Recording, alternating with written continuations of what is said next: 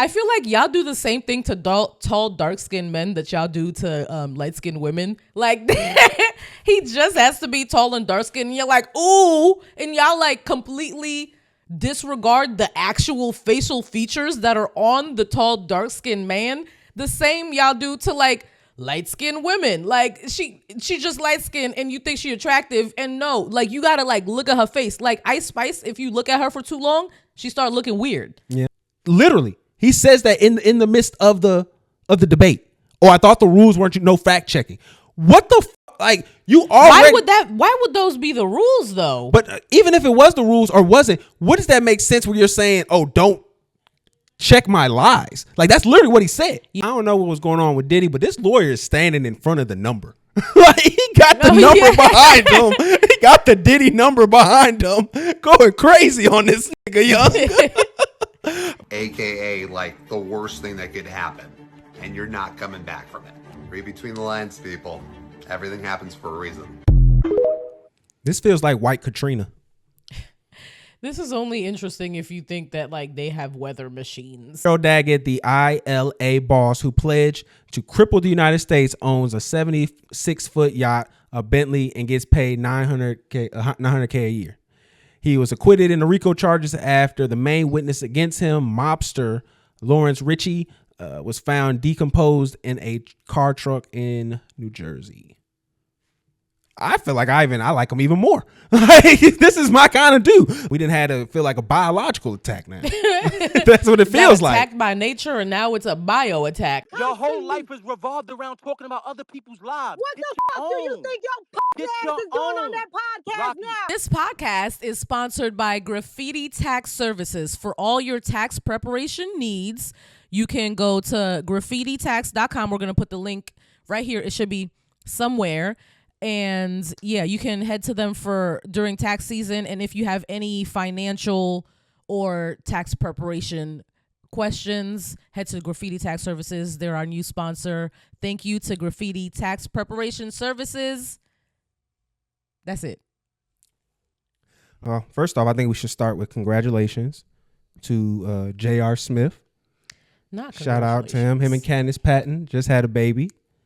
So I think I know everybody involved is super excited. Him, Candice, and his wife. Like, what? I didn't even, when you brought this up, he was like, oh, J.R. Smith is having a baby with the girl from The Flash. And I was like, oh, that's cute. And he was like, oh, you don't know that he's married, huh? And I was like, obviously, the fuck not, because. No, it gets worse than this. So there was a story Black Sports Online had posted where J.R. the wife caught him babysitting the dog, Candace's dog. So she walk in, he just holding the dog, making sure it's cool. Like, hey, JR, shout out to you, dog. Like, there's no way that like there's not an arrangement going on here, because sometimes though, like as a lady, you gotta kind of know, like sometimes you just outclass and you just kind of gotta accept, like, I'm just the wife, but he got a love of his life that's just bad. What does his wife look like? She's straight. She a nice looking lady, but it's just she ain't Candace. Well, you're biased. It get different with Candace is stunning. We're not gonna do that. She is, but like Candace is probably one of the most beautiful actresses. Yeah, but so like, why is she settling on being a side chick? Well, I mean, even though he got money, but like you have access to other niggas with money. Can't you just be the main chick to another NBA player? JR is probably a nice guy, probably. How do you know what I'm saying? You can't put that out of the question. He might be a really cool guy. We know that he is fucked up because his wife walked in to him babysitting his side chick's dog. So I mean, we already know from that his moral compass is askew. I mean, we don't necessarily know that. We do. We just know that maybe he just didn't make a calculated decision because him and his wife could have been on and off. We don't know. We don't understand. We don't know the turmoils of their relationship. You moving the goalposts. I'm just because we don't know to the situation. We don't know the factors that's going on in his relationship with her. He's a nice guy. From what I'm seeing and what you're telling me right now, it's leaning towards not the nicest guy. Nah, I think he is. I think he's an outstanding gentleman. No, I think he's holding it down. I think he's a nigga with money, and people with money are terrible people across the board. man, woman, white, black. People with money are not good people. I think they just have a good arrangement. She probably like his high school like sweetheart. I didn't do too much Googles on her. She probably like his high school sweetheart. She knows she looked up, got a good guy, and he holding it down for her and the family. And it just so happened that he got an affliction for extremely beautiful actresses. Oh, he's not the first guy with that. So I mean, let's not. Is it bad that I'm like, at least she not white? Oh, I mean, yeah. Like. All his women that he with is women of color, like black women. He's just destroying all women of color. He's not destroying anything. He's out there creating beautiful blended families. He is sprinkling trauma nuggets everywhere. No, don't do that. JR went back to school. He played golf at the school. Don't do that. JR, that guy. JR, he played golf. Yeah, he out there changing the community. And he's emotionally mature because he played some goddamn golf. 100%. And I just want to congratulate them for, bringing in this new life into the world. I hope he got just as good as a jump shot as JR. Ooh, Candace is better than the wife. It's not even close. There's few women who are in Candace's class. She looked like Savannah, but like poor. Savannah grew up poor. Yeah, but like she looks like poor Savannah now. I mean, that's messed up. How is that even possible? That's disrespectful, though. That's crazy disrespectful to say. Because they got money, no? All I'm saying is, I mean, he wasn't no max player. He played good, but he wasn't no 100% max player. Okay. So, I mean, he made good money. Not even the best. But still, he was a sixth man of the year. And he out here, him and Candace been going at it since he was a player. So I've been seeing reports about them for a while. You should be ashamed of yourself, ma'am. Hey, shout out to y'all. I'm glad to see this beautiful family that y'all creating. Man. And no, y'all got to keep, doing what y'all doing. Because that's the beautiful thing out there. Mm-hmm. So creating beautiful black love. All right. So before I play the music, Candice was in the game. The show that I love watching, talking all the time. I'm a game historian of. She was actually Malik's side chick, or like one of his little throw arounds. Just a historic side chick. And she was his assistant too, I think. But like, it was just hilarious just seeing that she was a side chick. And another side note, the person who played her stepmom in The Flash was also one of Malik's side chicks on the game. Same season too. That's crazy. Are you tired of paying a lot of money for your vacation? My name is Shirley Proctor, and I am a partner with Tavodian, a traveling membership group. I can help you save time, money, help you and your loved ones see the world.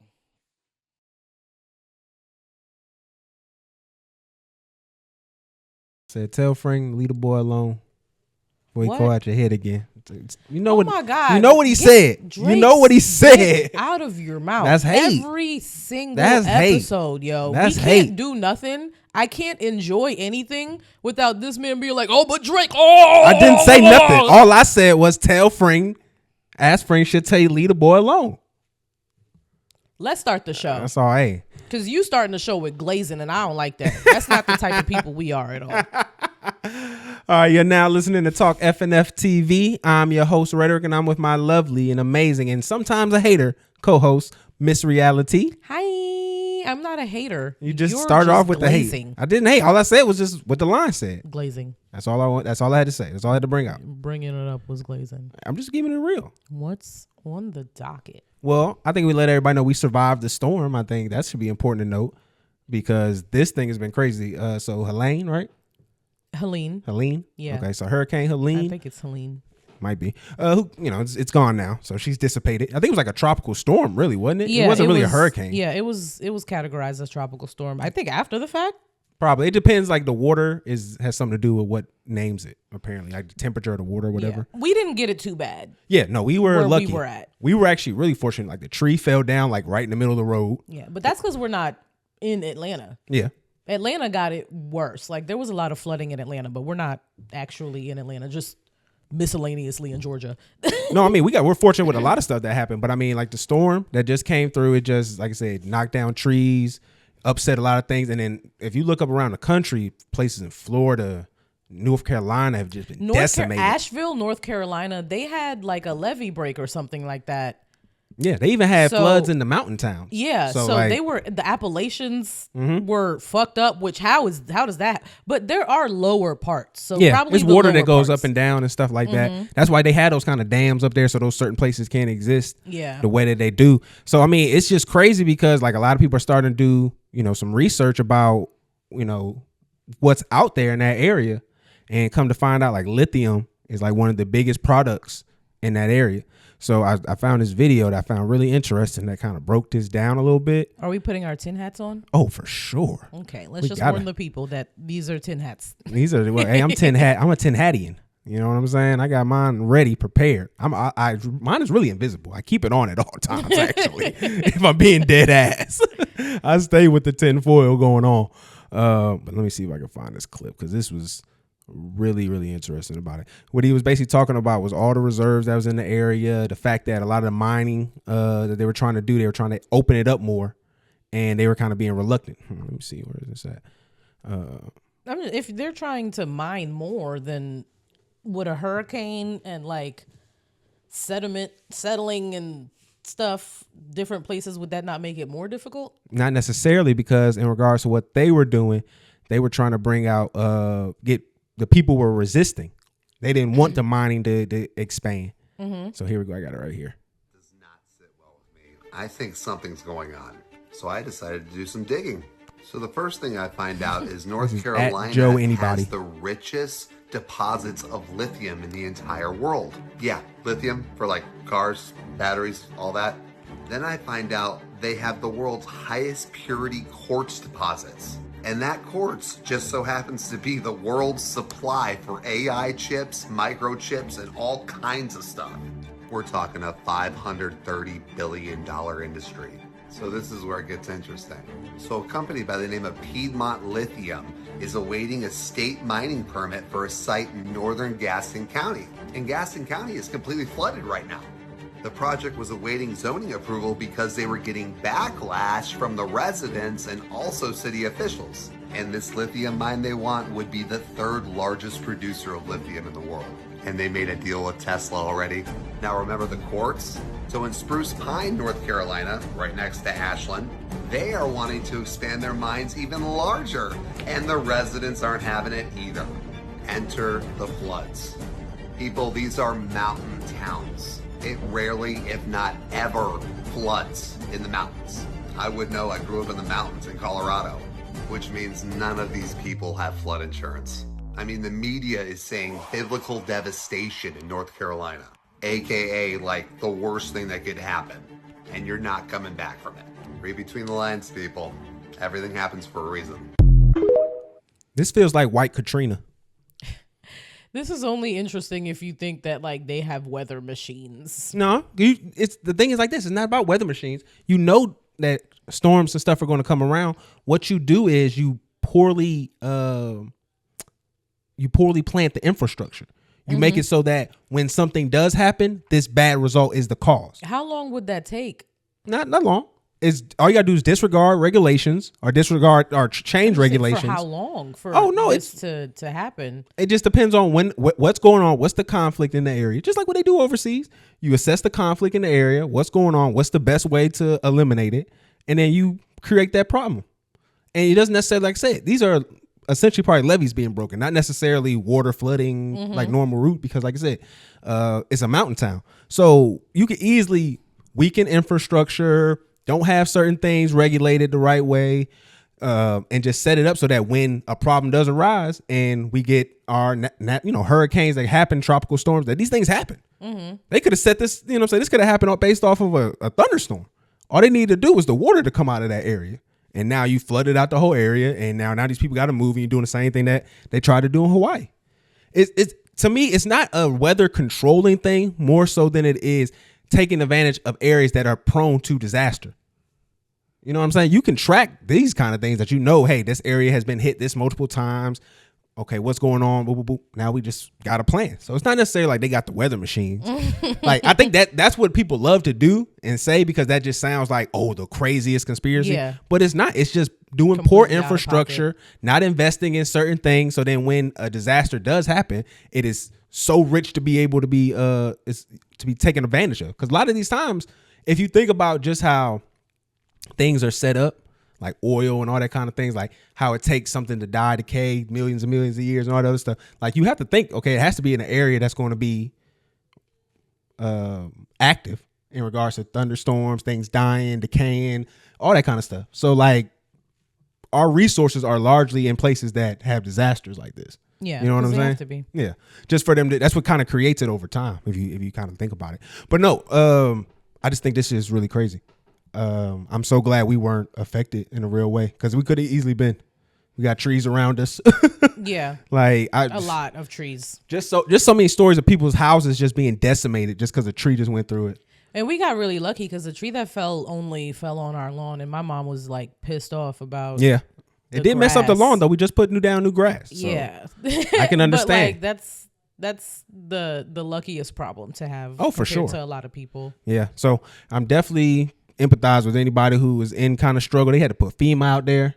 Mm-hmm. It's nasty, and I just hope that people are able to get back to normal and they're not being taken advantage of by these companies and these corporations that are just trying to mine the world for nothing. And then imagine if you're in an emergency that's more dire than ours, because like we live at a dead end and there was a tree at the end of our block. So like there was only one day where I was like inconvenienced and I couldn't go anywhere. But they like my husband and a couple of the neighbors were the ones that like cleaned up the tree enough for people to drive past. They didn't get that bitch till like a smooth week later. Yeah, today. Like that's crazy. Imagine like if you have no power, if there's like, or if there's a bunch of elderly people on the street. Yeah. Like no, it could have been really nasty. That's what I was worried about. Cause like I had started when I first seen the tree go down, I started trying to break it up to make an opening. Cause I'm just thinking about anybody else in the neighborhood that can need to go through there. Mm-hmm. And I was just like, I would hate for like somebody to need to go get their medicine or they ran out or they in a medical emergency. And now those precious seconds are being lost because this tree is right here. Yeah, you got to order an Uber to the end of the block and walk down there to go get your life-saving No, somebody did do medicine. That. Somebody did order Uber. The Uber tried to drive through our grass. We was like, nah, you ain't doing that. Get the fuck out of here. You're not doing that, big dog. But no, the storm just turns you into just like, I'm just thinking about like how events like this kind of can turn we would think particularly sane individuals or folks who maybe would be more rational, and then they'll just turn you into like the darkest individual because of what's going on, like the lack of power, lack of resources, being scared of what's going to be next. Like I can just imagine the families that are just like tearing each other apart right now because of that. Yeah. Like, that's wild, man. That's probably a little dramatic, but yeah. I'm just saying, like, I mean, I could tell you some stories, but no. Anything else we need to wrap up? Was there anything that you heard about this that was kind of in this vein or with the conspiracies? Because I've been seeing a lot with just. No, I didn't see any conspiracies about the hurricane. I saw that there are 2 more on the way. It just feels like we're never prepared.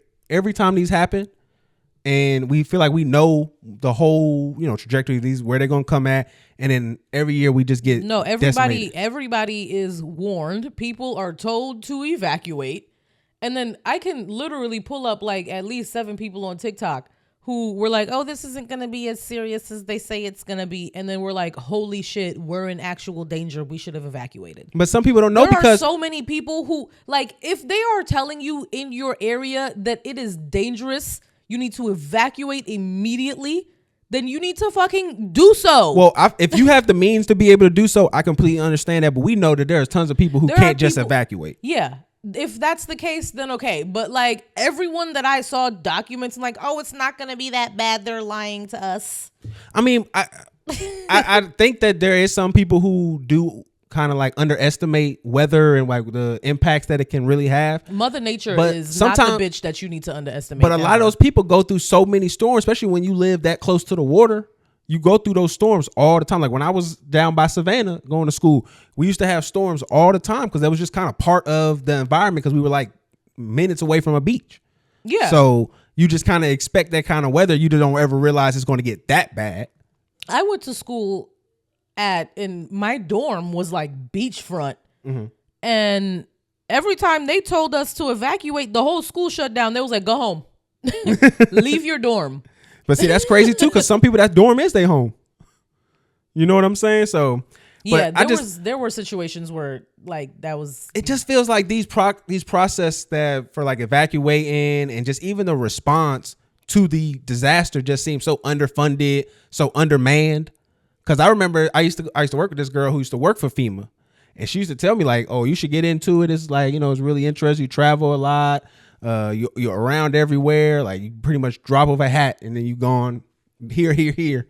But I don't know. She said the money was okay. Situations though. Yeah, but I mean it's heavily protected, and you got folks that's trained and stuff like that. It's very rarely you're in a hostile situation. You know what I'm saying?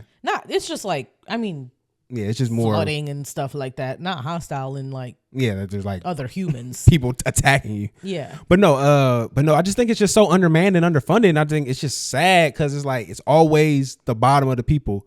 And they don't understand that. Like these some rednecks. Like these some mountain men rednecks up there that then got affected. FEMA's budget gets cut like every year. Yeah, like, it keeps getting cut. They always take away from it, and they feel like we just supposed to just accept it. Like that's supposed to be for us. For when we in natural disasters, we've seen things the impact. Are inevitable. And then what it seems like too though, when you go back to the Katrina shit, and even probably with these things that happen in the mountain towns or whatever, like it's just infrastructure people. But no, I just think that needs to be something that's probably brought into question, because that shit that Biden said was kind of nuts when they caught him like talking at the airport where he was like, we've done enough. Yeah, like that. I don't think he realized what he was saying or the way he was saying it, but that's what he was like, we've done enough. Like this is all I can do for y'all. I mean, and I think what he means is like we've maxed out what the money will allow for, but you can't say that to Americans in a national disaster. Like that's just not, especially in these times when everybody's under the impression that you're giving blank checks to other countries. So all right, we also got going on too. There's a lot going on in Atlanta. Yeah, it's right at home besides the storm. Yeah. We didn't have to feel like a biological attack now. That's what it feels like. Attacked by nature, and now it's a bio attack. So essentially, if you're not aware, back what was it, a few days ago, right? Probably like 3 or 4 days ago. Yeah, it was like 2-3 days ago. Had to be during the weekend. Had to be Saturday, I think, when it happened. Yeah, I'll look it up while you talk. No, I think it was definitely Saturday when it happened. A BIOLAB, it was basically a place where they held like chlorine and like stuff for pools. Their sprinkler system went off. They had a chemical in there that reacted with water, and what it made it do basically is the water like caught fire. And it was a chemical fire. The fire erupted looks like the almost part of the wing of a building, and because it's kind of like more of like not a studio setup, but more of a garage setup where it kind of looks like. I'm just saying, it's just I used to live right by it, so I know where this place is. Mm-hmm. And it's kind of like a garage looking setup. But no, you see the smoke coming out, and it's like a dark red. Like the pictures I saw, scary. It was dark red, then it went into kind of a black and then grayish like flow to it. But just to imagine all those chemicals just getting burnt up and put into the air, they trying to tell us, oh, we don't got nothing to worry about. But there's tons of counts of people saying they're being lightheaded, they're not feeling good. The air quality has been shown to be real poor. Yeah, they said stay inside, and then there was a press conference I was watching, and she said that it affects your mucous membrane, so like your nose, your throat, your air passage. If you already have like pre-existing conditions that affect those things, that it's gonna exacerbate those pre-existing conditions, and to stay inside.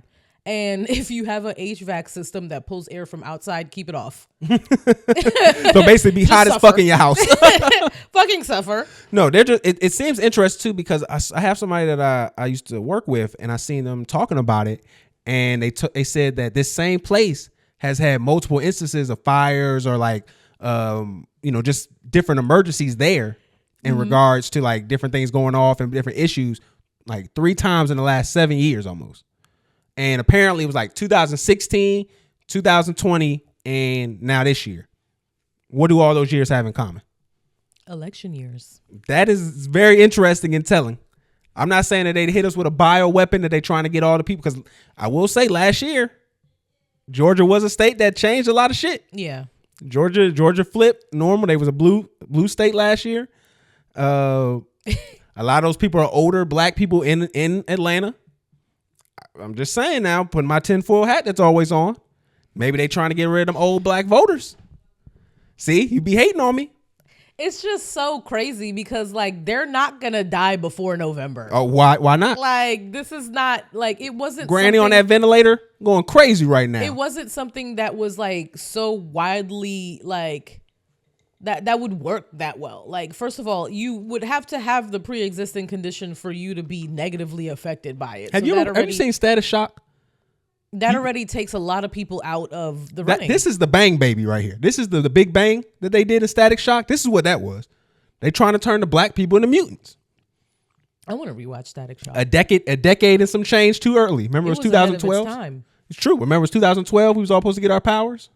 Yeah. What happened to that? Was it 2012 or was it? No, it wasn't 2012. I think it was 2020. It was 2020. We were supposed to get Yeah, our it was powers. not that long ago. We never got the Big Bang power, so maybe this was supposed to be the It was happen. like a bunch of stuff that was supposed to align or some shit like that, and we were supposed to get our powers, but I don't like that. I don't know. I don't like the fact that this smoke was It's red. the fluoride in the water that catalyzed the calcium. Oh, Jesus Christ! What is the word I'm looking for? Calcimide? Oh shit! See, both of us. The pineal gland. Y'all know what I'm talking about. I'm trying to get in my Hotep bag. Oh shit! That's why we couldn't say it. It was Hotep jargon. But no, I know what you're talking about. Calcified, yeah. Our pineal gland. Yes, we know words, guys. I promise. No, that's not what they're doing, man. They're trying to turn us into superhumans so they can other us again, even more. Now you're black superhumans. Can't have that. Super niggas. More divisiveness. Super soldier niggas. For the community. They gonna call us super gangbangers. Remember super predators? Yeah, we was already super to begin with. So now what are we? They trying to give us extraordinary gifts. No, but I mean Atlanta just gotta be looking out, man. We might need to get a class action lawsuit together. You know what I'm saying? I'm worried because like, you know what I'm saying? I used to grow up outside of there. Now I was not too far from where this happened at. You know what I'm saying? I got people that stay close by. I'm concerned a little bit. You know what I mean? We need to get a class. My throat been hurting. I'm not been able to move at my same, speed. I'm starting to feel a little bit slower than I used to be. You know what I'm saying? So I mean, need to give me a couple. We need to get a check. Racks. I need that the damn mayor trying to go on. Oh, we're gonna be okay. Nah, nigga, fuck you. You bringing in Cop City and you bringing in this gas. Literally, it's a hot mess. You need to be stopped, sir, because this is unacceptable. I thought Cop City was gonna be a thing. They opening Cop Cities in all the black cities, and then they try to do some shit where they telling people they can go into the office. Nigga, the office is where it's smugged up. The haze is in the city. Why are we gonna go to the offices in the city? Yeah, that's crazy. You threw a nuclear bomb. Just seems like a bioweapon. You need to leave Atlanta into the black Mecca, and then you expect us just to go in that motherfucker like it's all good. I'm just glad we were where we were. Though? It was Conyers, right? Well, it started in Conyers, but it blew through Atlanta up to Gwinnett. Okay. So we were fortunate because it blew north. Yeah. So we're south. So we were the opposite direction. Yeah, we be okay. No, I mean it easily could have been our way. We just got lucky to where the wind was going. The wind could have easily been blowing another way and been down this way because they were still closing off schools and stuff out here. A lot of the schools got no come in Wednesday or that Thursday and that Friday. I know them kids was hype as and fuck. Monday too, because they was out last week because of the hurricane, and then they out this week too. They barely going to school for real. Yeah, so no, we just got to be mindful of that for sure. But we'll definitely keep y'all, keep tabs on what's going on. So we'll get on that. Mm-hmm. Now we got to get into what I want to get into. You know what I'm excited about. You know what got my blood boiling. We got this longshoremen strike, and I'm excited. Yeah, he's always excited about strikes. This dude is my kind of hombre too, yo. Like, he out here, he ain't taking no mess. Mm-hmm. He talking big boy shit. And he letting these folks know, like, I didn't even know. They try to use this as a criticism of him. He's been like stopping automation at the ports. What does that mean? Like, he's stopping them to be able to go computerize everything and take away people's jobs. Oh. Like, that's one of his biggest fights. Is like, oh no, we're not bringing in. He was like, that was the reason. One of his issues was like they were circumventing the contract because they were doing some automation shit where they were having this stuff. As soon as they come in, it was already there, and it was like already in the system. So he was like, nah, y'all circumventing the contract. Y'all doing it wrong. Hold on, let me get my boy, man. Hold on, I got a couple ones I want to play, but I want to make sure I get them right. Okay, here we go. Secretary of Labor Julie Sue has been terrific. Shout out to my boy, She's knocking Union down President doors. She's trying to stop Harold this. Daggett. She's trying to get I know us you to got a made media fun where of when we you was a have young fair man. Negotiations. It's the companies that don't want it. Talk about it. They don't want to sit here and be fair. So that's why we're out here fighting for our livelihood. What more from the automation do you want? What more protections could there be? What more? Yeah, they have language in there now. Not strong enough, because what happens is they come in with new technology. We just caught them in Mobile, Alabama, called Autogate, and that means the trucks are coming in and they're already checked in somewhere else and not using the checkers in the ILA. Circumventing the contract. They don't care. They don't care. It's not fair. And if we don't put our foot down now, they would like to run over us, and we're not going to allow that. You I like are how going he to got grind his the hype man. economy to a Oh, halt for sure. here on the You East need Coast that. and the Gulf Yeah. Coast. No, It's not us. circumventing the Don't contract, spin it now, because you're Fox News. Talk about it. They're going to drive it. But are you worried? They're going to drive it. Are you worried that this They have the strike? capital to settle this thing. Are you worried that this strike is going to hurt the everyday American, the farmers that need to reach the export market? They're Listen, telling me that they're going to hurt through Now all you of start this. to realize who the longshoremen are, right? Mm-hmm. Nobody cares. People never gave a about us until now, when they finally realized that That the we can chain affect is your being broke now. Cars won't come in. Pay them Food won't niggas. come in. Clothing won't come in. You know how many people depend on our jobs? Half the world. And it's time for them and time for Washington to put so much pressure on them to take care of us, because we took care of them. Wake We're it up. 135 years and brought them where they are today, and they don't want to share. Fox Business Lydia Hu. Yo, shout out to Harold Daggett one more time. It's just so crazy that we generally have been so brainwashed to think that like unions and strikes are a bad thing when they're like the most American thing. Like, Yo, this is what this country was founded upon. it's literally the most beautiful part of being an American, like being a part of a union and being able to strike and stand up for yourself and make sure that your livelihood is not at stake and people aren't like This drowning you out. Like, yeah, exploiting you completely. Like it's the most American thing possible. and it's funny too, because I had put it in my group chat, right? You know me, I'm supporting them. I'm telling everybody what's going on and stuff like that. I'm telling everybody they need to expect, like, potentially Lord. we might have some more, prices increase. I've been telling people just to be aware, just in case you have certain price increase, because just because they don't bring in everything from those ports doesn't mean other companies and people aren't going to use it to increase prices and say, oh, well, the ports. When it's like, yo, you didn't get your ports from there. You come from the West Coast. What are you talking about? Yeah, there are a lot of things that aren't going to be affected at all because they don't come from the eastern port that's being affected. West side already went through their shit. They settled. They're fine. And then north and south, they're also fine. It's the what? East Coast. Yeah. East Coast and a little bit of the Gulf. Yeah, That's what they that's represent. being affected right now, which it's significant.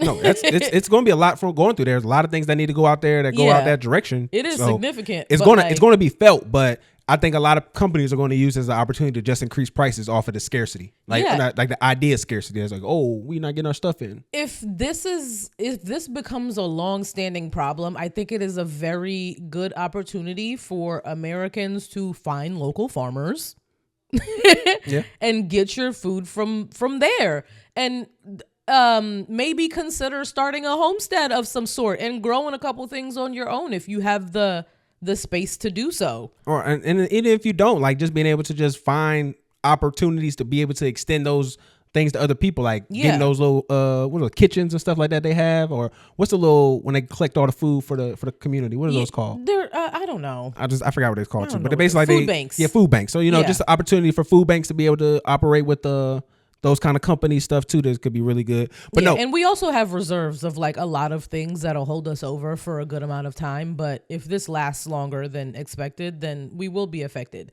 But I don't think you need to be as freaked out as you think you should. And if you live somewhere like Georgia where you can literally find a farmer's market in 10 minutes in every direction, like, I think we'll be fine. but no, there's also a lot of people just gonna buy out. They said they was clearing out the shelves already because people You were just don't worried. need to do that. People react like that all the time. But no, I was saying I was telling my friends about this because I wanted them to make sure they knew what was going on and just telling them to support and stuff.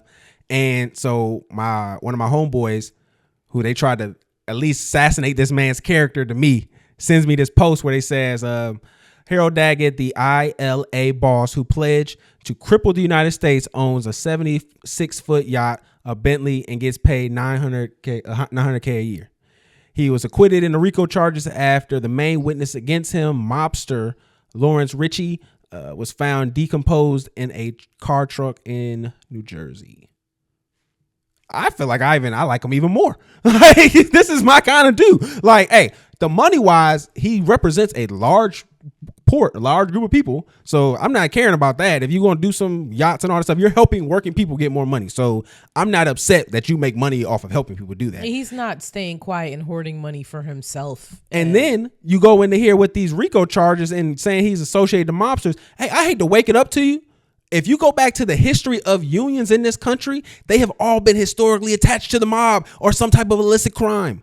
Like, that's literally where it kind of all started. That's where they got the capital to do so. It used to be when your boss pissed you off or was giving you your paycheck, you called the local gangbangers and they went up there and showed them a lesson. That's why I get so mad on this show when we talk about these folks who act like they hard, they act like they gangsters, and y'all are nothing like the real gangsters of the past. Y'all don't do nothing for the community the way the real people in the streets used to go out there. Used to make sure motherfucking trash used to be piled up there until the trash man got their money. Gangs and mobs, like, there were in the past, there were. It's not that far ago though. There were definitely, yeah. It's like the 50s and the 40s. Well, I'm just saying 50s and the 40s, like. But like they definitely, a lot of them started as like community organizing and helping the community. And when you're helping the community, sometimes you're directly going against the government and you're doing shit that is technically illegal, but the laws aren't like in place to help people. So if you actually want to help people, then you got to break some laws sometimes. I mean, that's how, if you look at history and you look at when they implemented these RICO laws and all that stuff, was around the same time unions started to fall. Yeah, because the and backbone, we know RICO laws were for mobs. Yeah, but the backbone of a lot of these unions were these mobsters. So to see at least somebody who espouses some of the old teachings of that and is using that with his men now, that to me is a great thing. We need that because we've lacked it for so long. Yeah, I didn't know the unions and the mobs had like a connection. Did you know that the sanitation department in New York specifically is basically run by the mobs? That's what I was saying. That was what I was saying about the trash bags. That is one of the best jobs to have. Like, it's known, if you live in New York, to work in sanitation is one of the best jobs you can have. Like, it's very fair wages. Like, you get paid. The dude who Danny used to do the show with, Shammy, he used to be in sanitation in New York, and he said when he was doing it, they would get paid 9-hour days, but what they would do is while they was leaving to go to work, they would collect all the trash in their respective areas and put it on the corner. Mm-hmm. So they would just wake up early, get all the trash in their areas, and then go to work, and then they'll come in. All the trash is already in the different little corners for them. They come in, scoop up them little areas.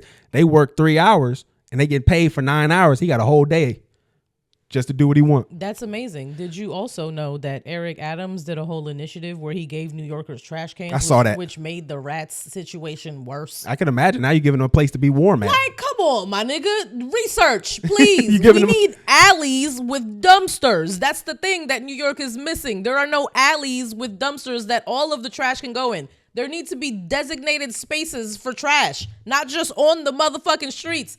Trash day in New York, in Manhattan, in Brooklyn, if you live in like places like that, because I'm from Queens, we could never, it don't smell bad over there.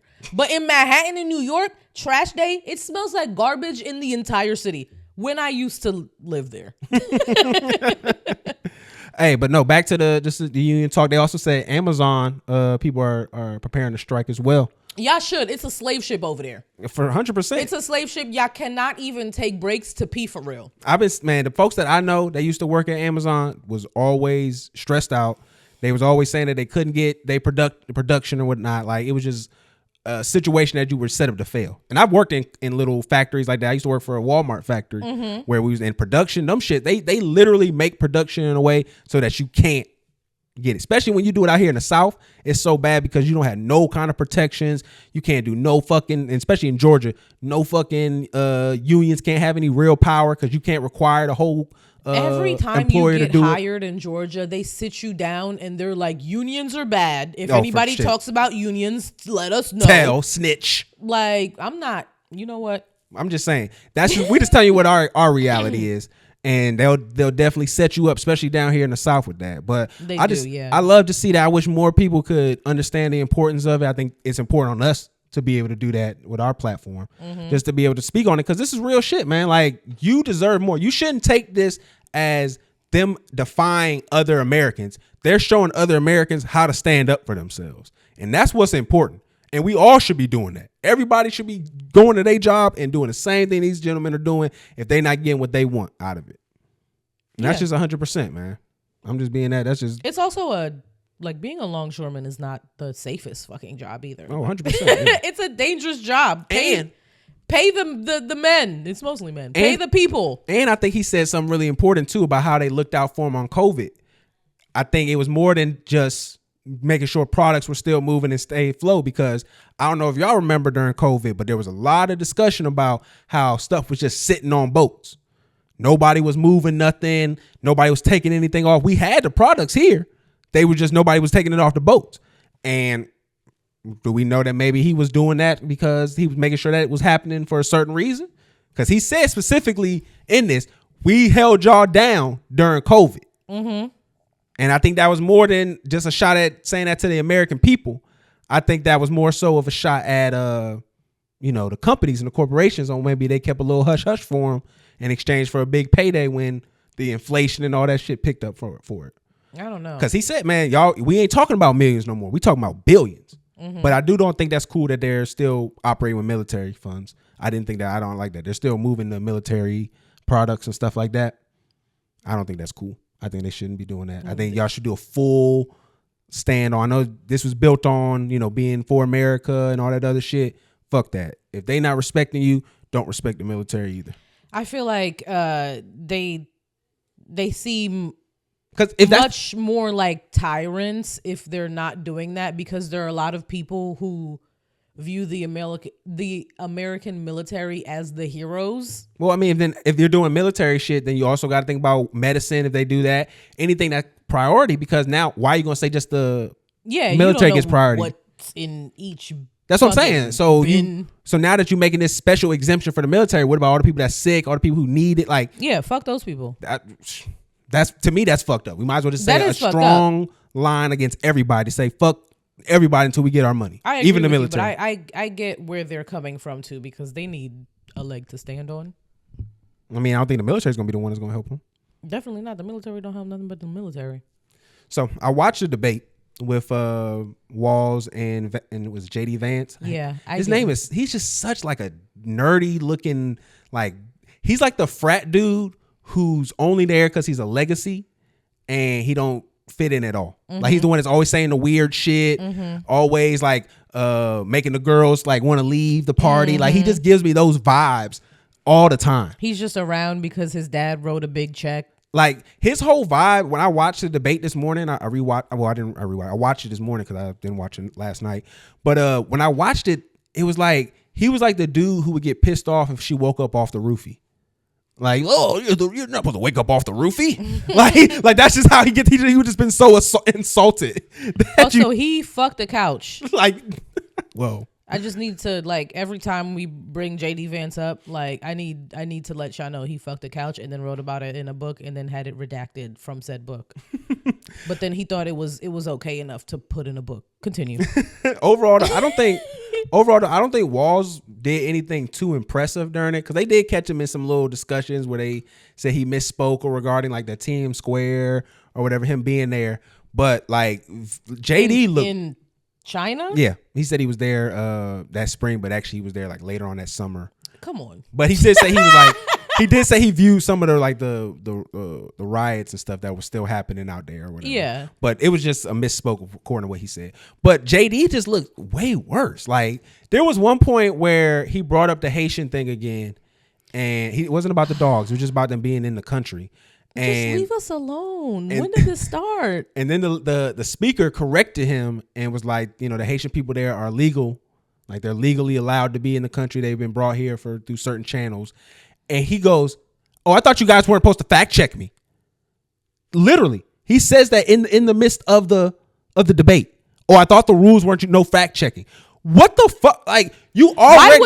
Why would those be the rules though? But even if it was the rules or wasn't, what does that make sense when you're saying, oh, don't check my lies? Like, that's literally what he said. Yeah. Because he was the one who pushed the dog shit.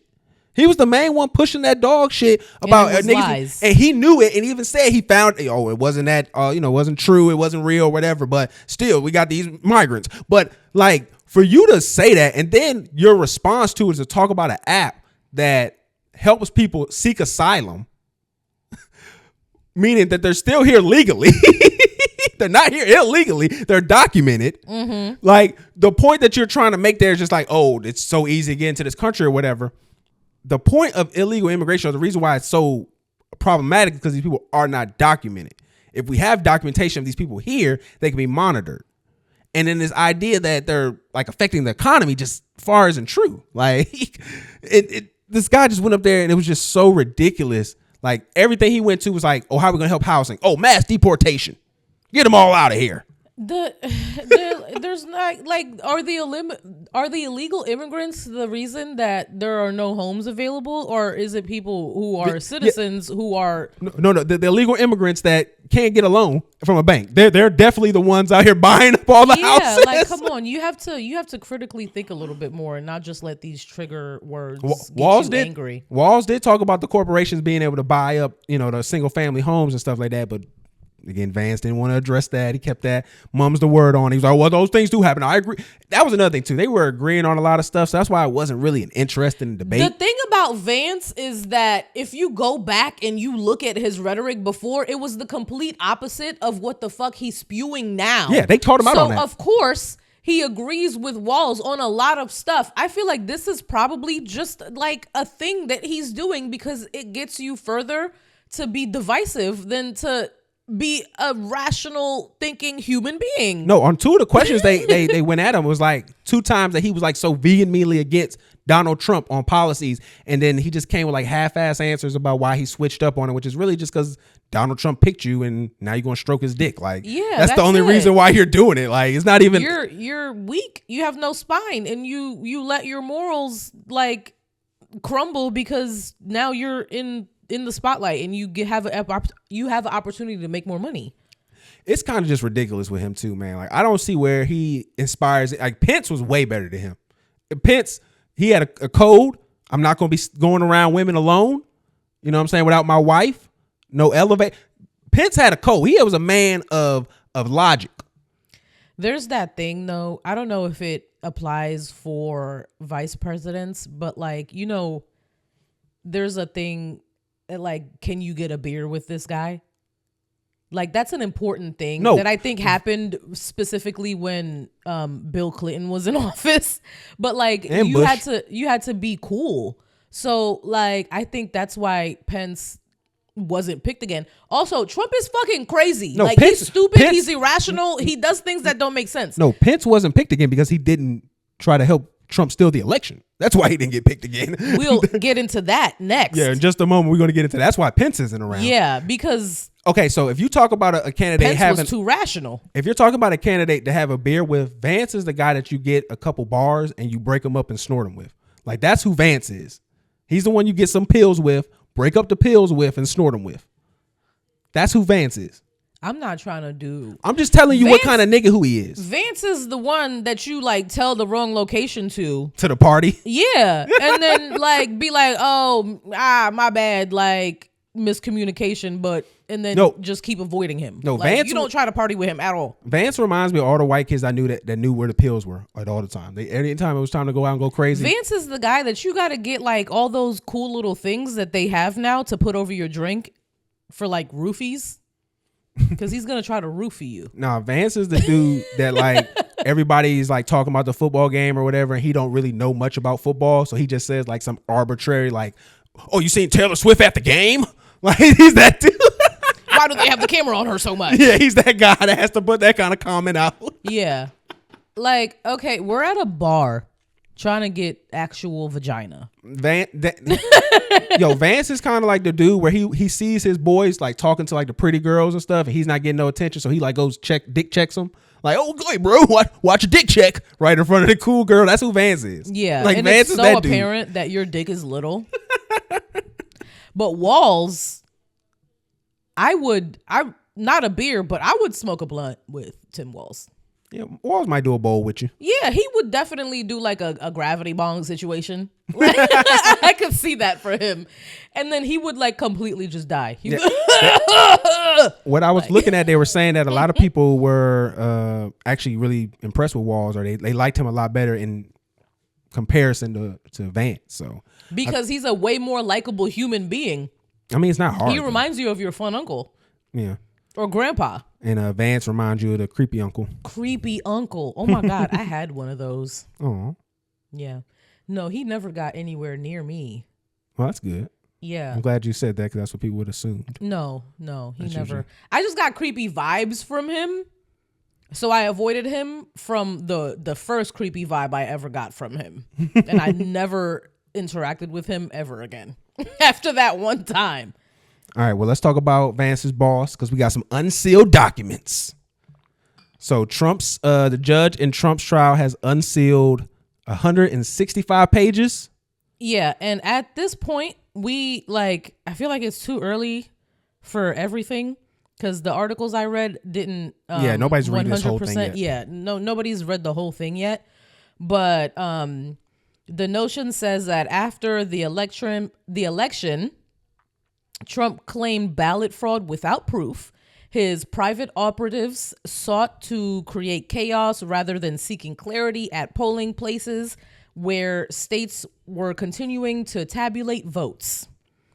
So the filing says that on November 4th, 2020, a campaign employee and co-conspirator of Trump tried to sow confusion at the vote count being held at the TCF Center in Detroit, Michigan, which looked unfavorable to Trump. Let me skip forward a little bit. But let's just kind of explain what they were trying to say there. They were saying that they were sending people out to voting areas to cause conflict. To literally cause chaos. Wasn't they saying like riot and all that other stuff? I believe I saw that in some of the reports. This is not in the, wasn't in the article I read, and this is from CNBC.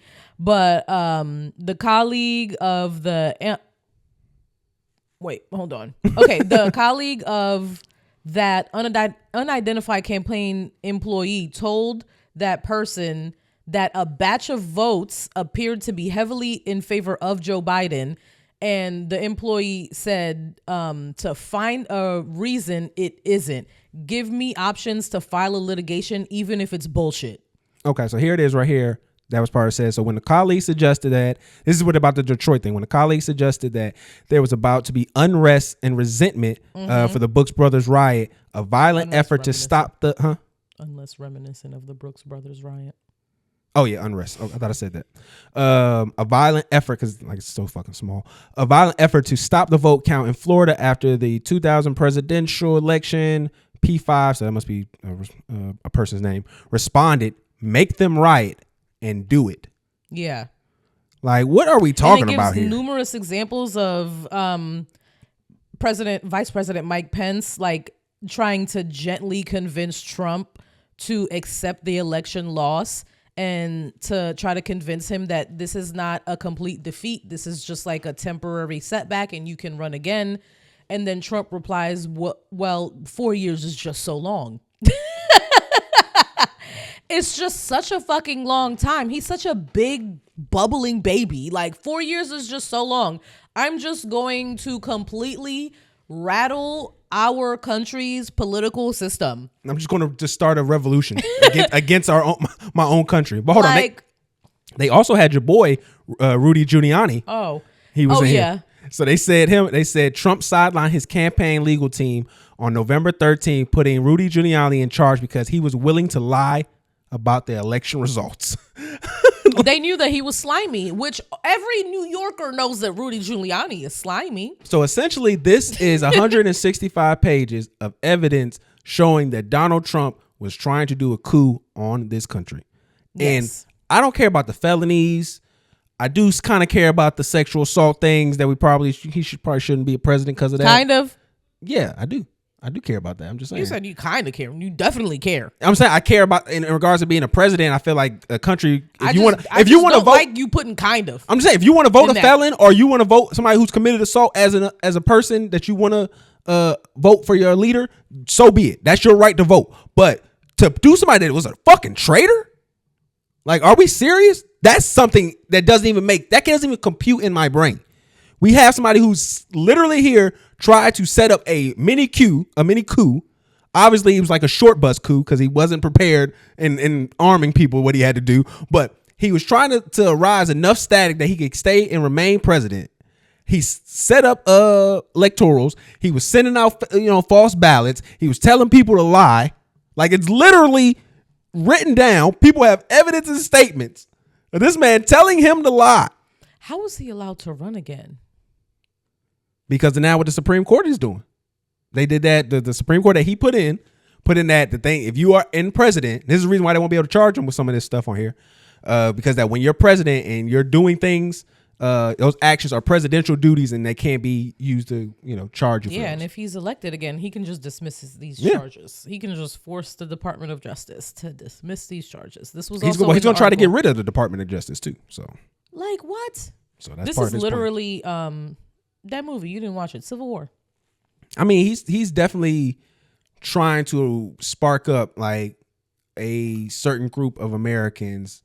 I don't think he's the leader they even really want or think that they want, but he's stupid. What he allows to do, and a lot of people who support Trump are able to do, is to put him to be a figurehead. He's like a blank canvas for them to put whatever they believe will make America better.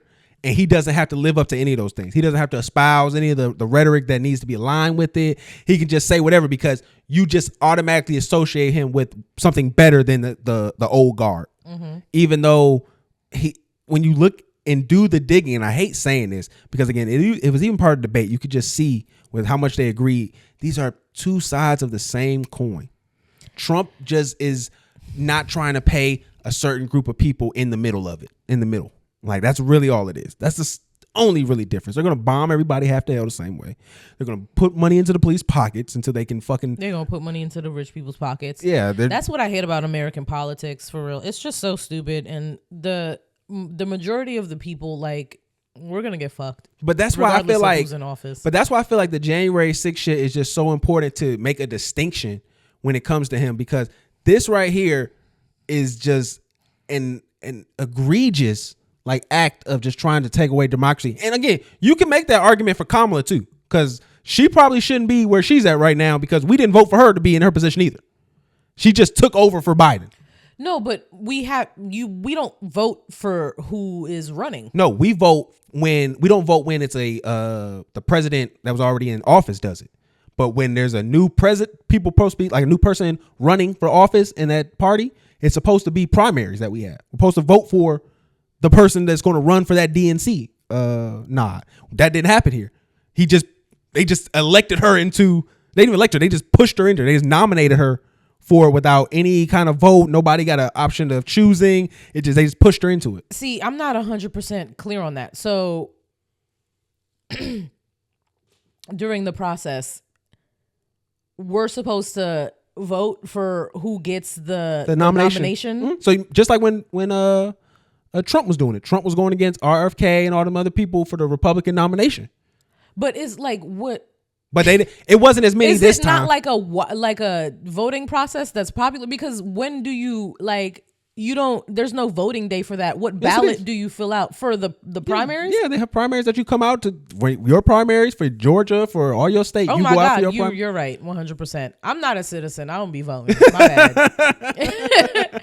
It's not something that like I'm 100% like. So I focus on. So my point is, we didn't get that with Kamala either. So we can all say both of them at some point have gone against democracy.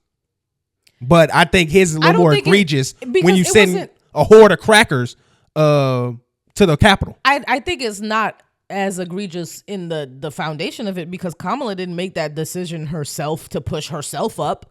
Like that was the Democratic, the DNC. Yeah, so that wasn't. It wasn't her decision. She couldn't say no. Oh, for sure. I'm not saying that she's. So I I didn't don't say think she you was can like put a. it on Kamala. Like, Yeah, that's what I'm saying. Yeah, I'm not saying this is necessarily a coup like he was doing because he was trying to resist an election. She just got promoted without having to go through the correct channels. Yeah, she But was those just are in still the right place at the but right time. again, two sides of the same coin. Those are still obstructing democracy. I think they're different because one was just happened to be there and she just went along with it, and then one planned it and made something happen. So I think Trump is much, much, much worse. No, I say, yeah, when you're sending people to go at the Capitol and telling them to riot and go crazy, yeah, 100%. You got these people who were in court saying, like, I'm upset that Trump, tricked me. Like, I feel like a fool that I listened to Trump, like, in court. So, I mean, I'm not saying that what he didn't do was a horrible act of treason. People. Like, there were calls to action. No, he did a horrible act of treason. I'm not saying that he didn't do that at all. I'm just saying what she's doing to get into power is superseding our general practice, and that can't be not spoken either. That's all. But I know anytime you go against one, they think you support the other, so it's just what it is.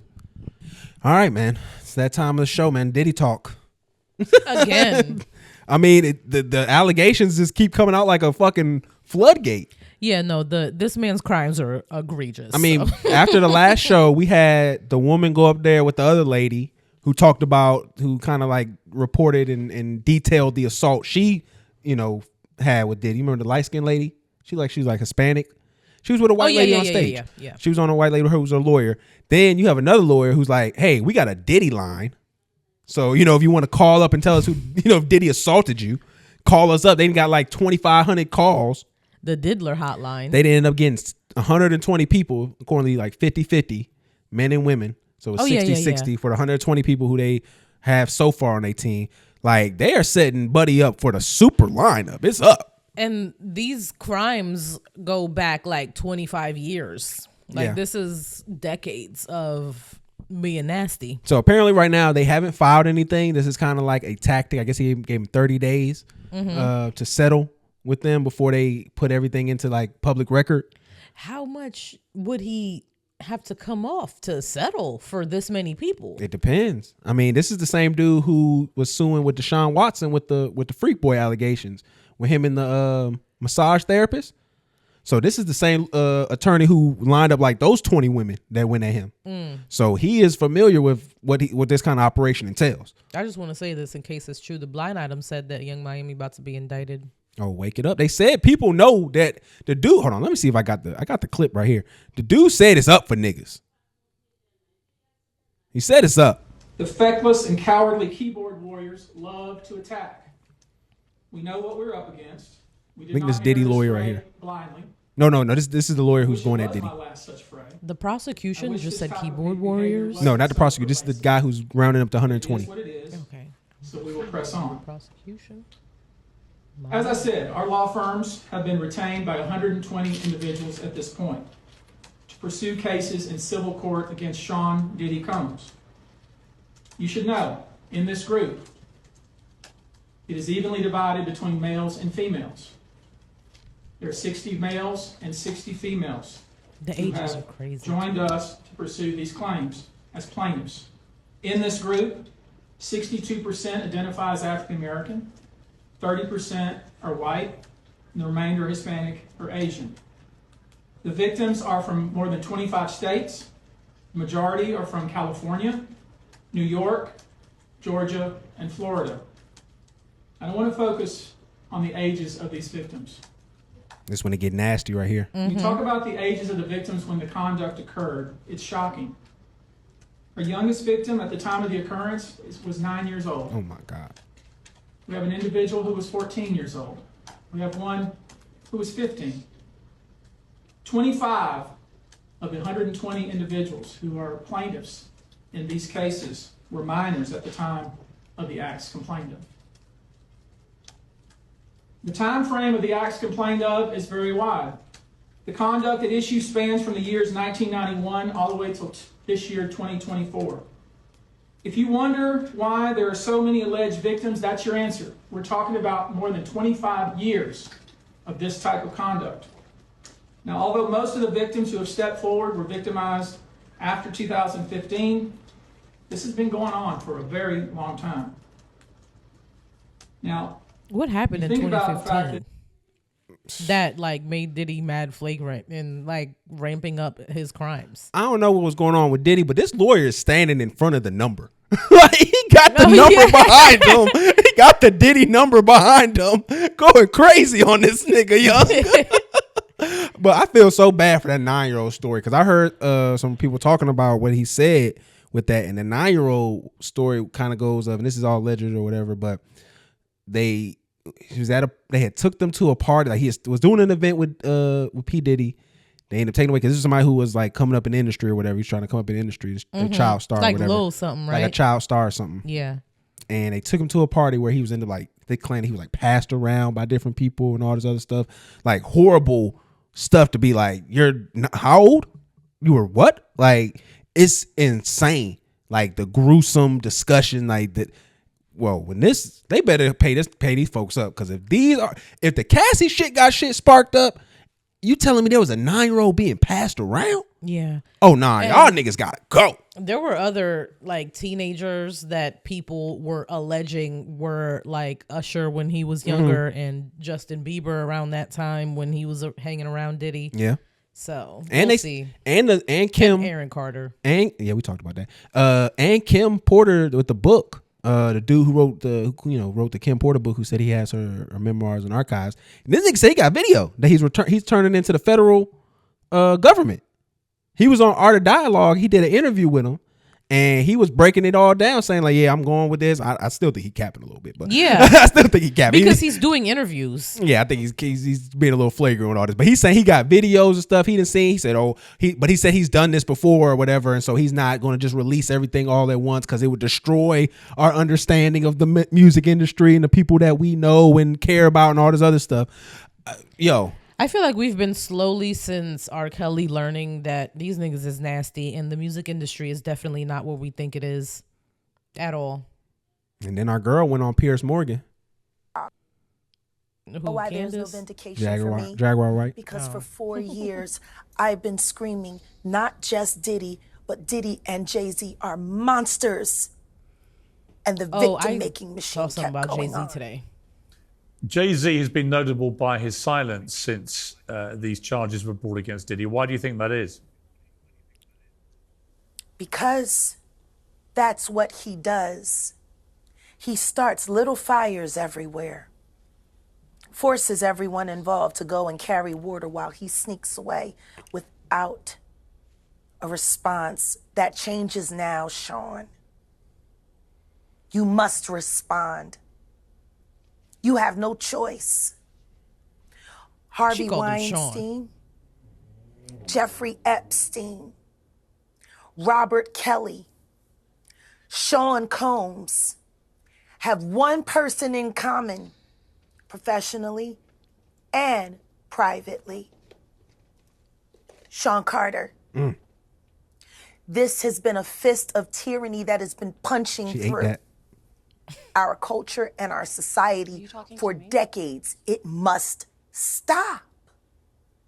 There's been obviously a lot of cruelty-free artistry.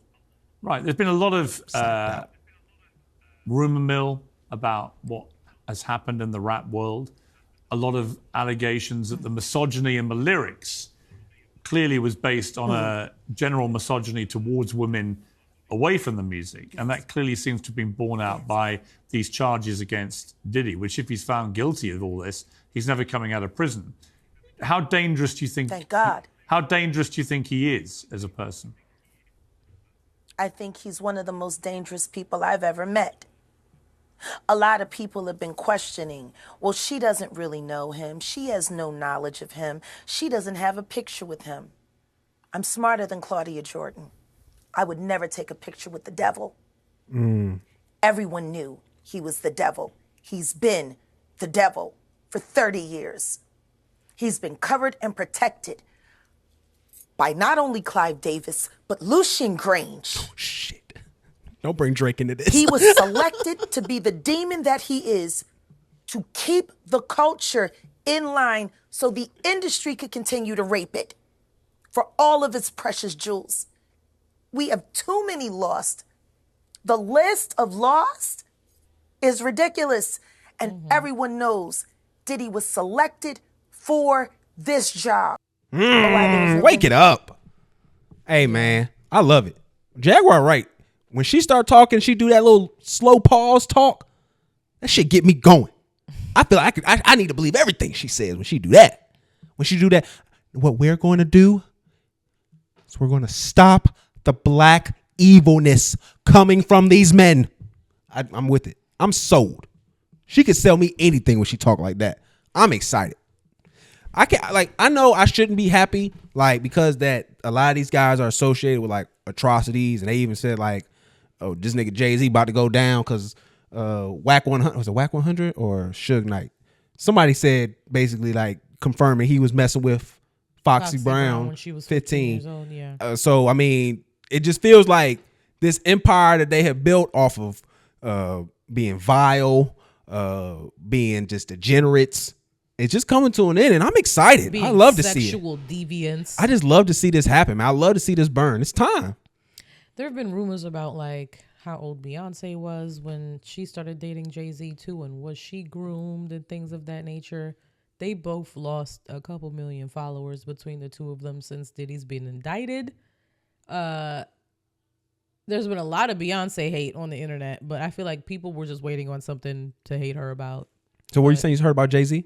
You said you heard something about Jay-Z? That's what I heard about Jay-Z. Oh, so, okay. What's the messy Hollywood unlocked nigga I don't like? Oh, Jason. So Jason said something. That's who confirmed it. Yeah, that's what. Yeah, he didn't say any names, yeah. but he insinuated that it was confirmed information that he was messing with Foxy Brown when she was 15 years old and he was 20 something. Mm-hmm.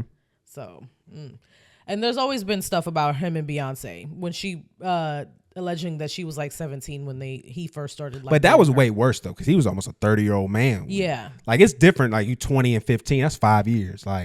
But you fucking 30 and she's 19, and then I've been connected before she was 19. That's where it gets weird. Yeah. But no, it just seems like there's gonna be more and more information. We're probably gonna be having a slight Diddy update probably every episode for a while now. Because I just don't think there's no way he can win. I think it's gonna be any day now we're gonna get the news that he done did something to himself. Honestly, I think we're on Diddy countdown right now. Honestly, definitely. Well, I don't think we're gonna get to trial. According to his lawyers and stuff, they're ready. They want to go to trial. He talking. That's already code. Y'all just need to settle. Code. I'm talking about this for the criminal. He ready to talk for the criminal trial. Oh.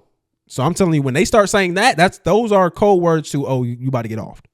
When they start saying, I can't wait to testify and all, okay, we got you.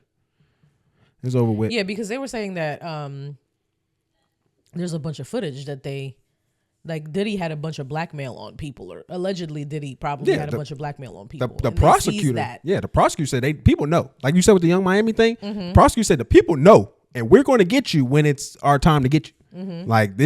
You're just waiting to get the call now. I don't know. I feel like it'll be so interesting to see all these people put away, because if you need to be put away if you're sexually trafficking people against their will and drugging them. That's crazy. So this kind of is interesting too, to kind of bring this up, because we had some interesting to happen in spaces, and it wasn't really interesting. It's more disheartening than anything else. But so there was information regarding somebody. I won't bring up any names or anything, just to keep everybody relatively safe, even though most of this shit is recorded.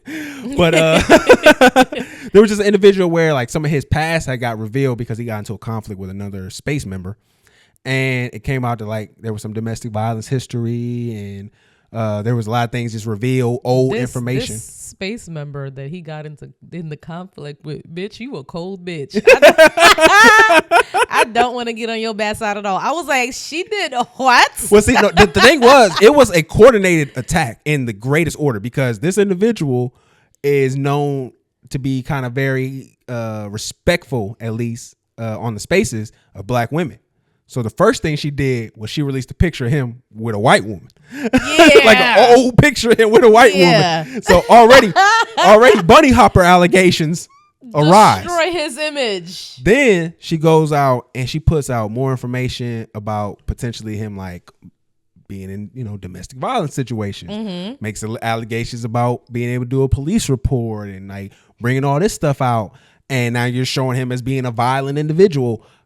And I'm sitting here oh my God, this is crazy because he's telling us this, this is from years ago, like this is old stuff.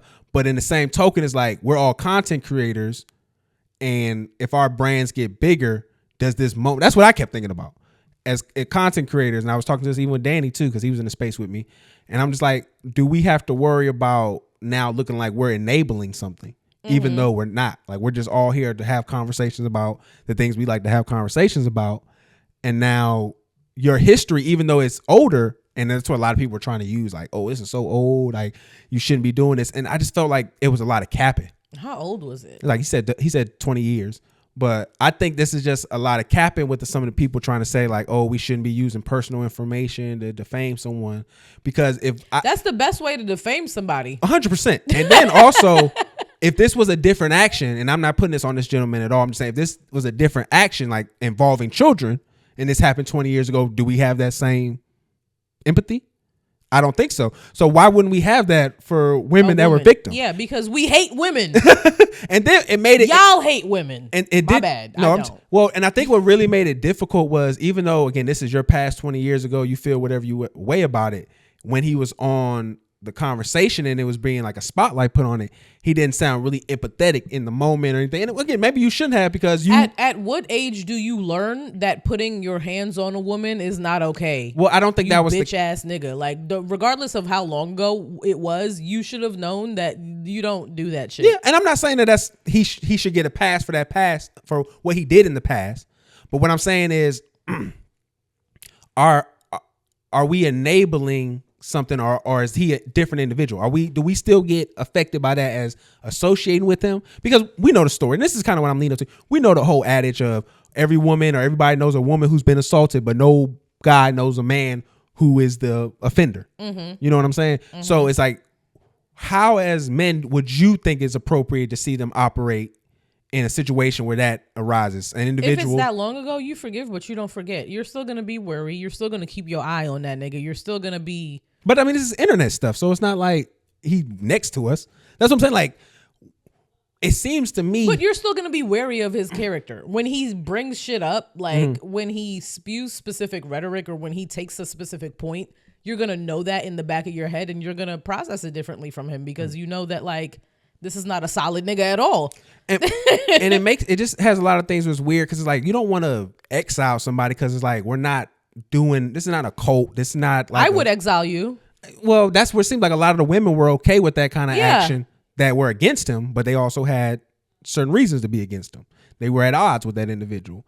There were other women who were going to bat for him, which I thought was crazy, seeing as the subject of conversation was that. And then, but again, to me, what made it hard for me to kind of be able to pick a side with it was just how there was lack of empathy in the conversation. Like, there was statements made that he may have been trying to make in jest, but when you're talking about the conversation at hand, it just seemed a little inappropriate, because this is new information to everybody on the space. Mm-hmm. This isn't something we all know.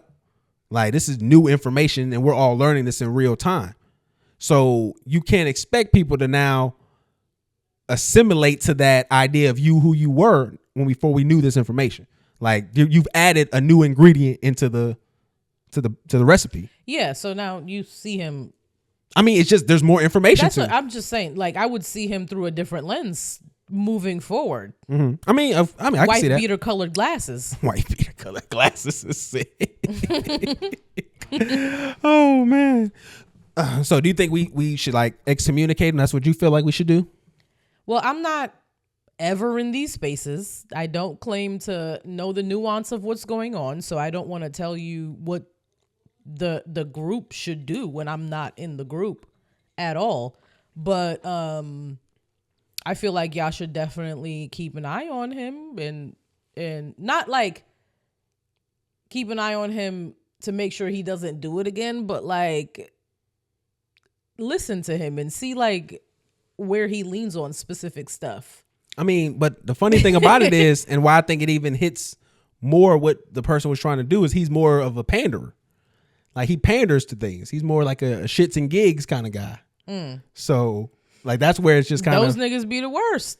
But it was For just real. it was just interesting. Maybe seeing, the niggas who actually hate black women, as we saw from Shits and That's Gigs, hate. and this nigga who actually put his hands on a black woman. That's seeing how you put Shits and Gigs with this is insane. Those are not the same thing. You're the one that brought them up. But I'm saying I described the The type only of reason, individual he was. The only reason they You were in then my the only reason they were in my brain and in my mouth is because you brought them up. I wouldn't have brought them up at all. I wasn't even thinking about them. Yeah, but you shitted on them for no reason. Like you They compared both them. deserve to be shat on in different ways. You compared them to DV. They both deserve to be shat on in different ways. I'm not equating what they did to DV, but you brought them up, so I'm continuing to bring them both up. Don't do that. So I should stop talking to him. I shouldn't talk to him on Spaces. Is what you're saying? You should treat him like a nigga who put his hands on a woman. Treat him like a bitch every time he talks. Bitch him. That's what I would do. I don't know. Bitch that nigga. He's a little bitch. He's a pussy. I just feel like, what does that accomplish for something that happened 20 years ago? Like, it's not like it happened last week. Like, what am I to do with to treat someone like that for something? Your same point. If he did that to a child 20 years ago, you would continue to hold that against him because that is something that you know you don't do. Did the woman whoop his ass first? Was it self-defense? That's what I'm saying. We didn't get that much information. That was another thing. Like when he did come back into the space and we all tried to have like a conversation about it, it wasn't really like we got a lot of information. And then like him being so short and then discussing it in jest kind of made it sound even worse because it was just like essentially you could equate them to one-liners of abuse. And so that's I'm like, oh, this doesn't sound good on a playback. I know somebody. First of all, I know both parties in an abusive relationship. I met the nigga first, and then I met the woman after. So the woman was being abused, or the man was? The woman was being abused. Okay, I'm trying to figure it out. Yeah, and he literally downplayed it. OD. Like, so how'd he downplay it? Like, what do you mean? Like he was just like we wrestling, and then but he was really. Well, no, like, he did say that like he put his hands on her, but he tried to make it seem like she had a part in like verbally aggressing the situation. So he basically said like she was like talking shit, and then he just swung. Which like nigga, we from New York. Like if you can't handle a bitch talking a little shit to you, you need to not date women. Cause we gonna talk shit regardless. So. Well, I guess it was just food for thought. You know, because like I said, y'all have all these rules for us, but then y'all don't explain what y'all feel like the proper execution of these rules are. So it's just like it's hard to forgive a nigga who hit a woman 20 years ago when like my nigga has never put his hands on a woman and he would never think to do that. And he's just a better nigga than you are in general. So I just feel like you're a bottom of the barrel nigga to begin with because you did that and there's no coming back from it. Like shame for the rest of your life. Carry that. Like that's what you have to do. You should have made better choices. Well, I feel like there needs to be some correction to that. I was defending myself when she came at me with a bottle, and then I extended my arms forward. Like you can push a bitch that's about to crack you over the head with a bottle. That's okay, not I just felt like I should. That's like, you said I never did it, so I'm just like, no, you've never done that, and I will stick to that my statement. A bitch was trying to crack him over the head with a bottle, and he didn't let her. That's not domestic abuse. That's you not trying to die. Well, I mean, to be fair, I grabbed the bottle after, like when she kind of went, I grabbed it, and I had the bottle. Then I extended my arm, so I feel like. She like that's still regardless. Is that still self-defense? Yes. Okay. I don't know. I felt a little aggressive when I did it. I felt like whatever you do in response to somebody trying to crack a bottle over your head is self-defense. Okay. I didn't know. I was just she came at me with it. It was a Snapple bottle, glass. It was glass. She had it upside down, with the handle, and she went at me. Did you see Melyssa Ford? There was so there's a interview that popped up. There was a reality show that Melyssa Ford was on mad long ago. Oh, no, you bring it up. She doesn't like it when people bring that up, but okay. It's going viral on TikTok. Yeah, because she's in the whatchamacallit right now. Yeah, because she did an interview about it. I don't know how long she did an interview about it, but it's going viral, bitch. We know that you got cracked over the head. You said the dent is still in your skull from when the bitch cracked you over the head with a bottle, and that was the reason that the whole show got canceled. Yeah. That was. And she said it was a diamond-shaped bottle. That's crazy. Yeah, I mean, You should have rocked that bitch's shit. She ran away like a scared She little. couldn't, though. I mean, you probably was concussed a little bit. Honestly, and that was before her accident, her car accident, right? Yeah, I think that was before her. I don't know, but like, and then I watched. So there's a crazy picture of Melyssa Ford after that, like in a wheelchair, like after she got hit with the bottle. Yeah, like, she had to go to the hospital and everything. I saw the clip that led up to her cracking her over the head with a bottle. It did not warrant that energy whatsoever. Like nothing about that back and forth gave, bitch, I'm gonna crack you over the head. Like nothing about it whatsoever. It was crazy. Somebody probably told her to do that then on the show. The girl was just clearly, so Melyssa in the interview was like, I was telling production and the showrunners over and over and over again that I do not want to do scenes with this woman because she's aggressive as fuck towards me every time we film together, and they just didn't listen to her. Oh no, you just told them we have gold. Yeah. There's oil between you two. No, but them not listening to her. Oh, got it. Yes, what happens? The whole project was wiped away. So like y'all should have fucking listened to her. Like, well, I mean, it gave me like Melyssa was the prettiest girl in the cast and she was just hating. But to those producers, and again, it's not to their credit because I'm pretty sure they were just being sleazeballs. But if you could get someone to green light Melyssa Ford getting hit with a bottle on camera, my nigga, you try to get that green light because that's going to make some money. Like, that's just an unfortunate reality. But we got to talk about a content creator, Dennis Duke. He has been exposed, it seems like. Yeah, his name is Duke Dennis. What'd I say? Why I keep calling him Dennis Duke? I have it right here as Duke Dennis too. Yeah. I don't know why I keep calling him Dennis Duke. I swear to God. I think that's hate a little bit. Like maybe I'm hating on him a little bit. He knows how to read, like, but he just sometimes it just don't come out right. But I think it's hate because I do have kind of like a slick animosity to tall, dark skinned guys. Just you because, do, yeah. So I mean, I think it's a real thing where it's like I just really don't want to say this nigga name right. It's just like a natural beef, I guess, between the light skin and I'm glad the hoes turned on you. Honestly, they said they saw your little flat ass face. So he did an interview with another nigga you don't like, Speedy. That nigga's so not interesting, yo. I think Speedy is that nigga is a dork. Way more interesting in interviews when you watch his interviews because he lets people get their shit off. And you know I don't like people who constantly interrupt when people are getting their shit off, like Nori. I hate Drink Champs. Because Nori be in the middle of the most interesting conversation. Hold on, let me ask you a question about some shit that don't matter at all. All right, let me get back to it. So they Tupac or Biggie.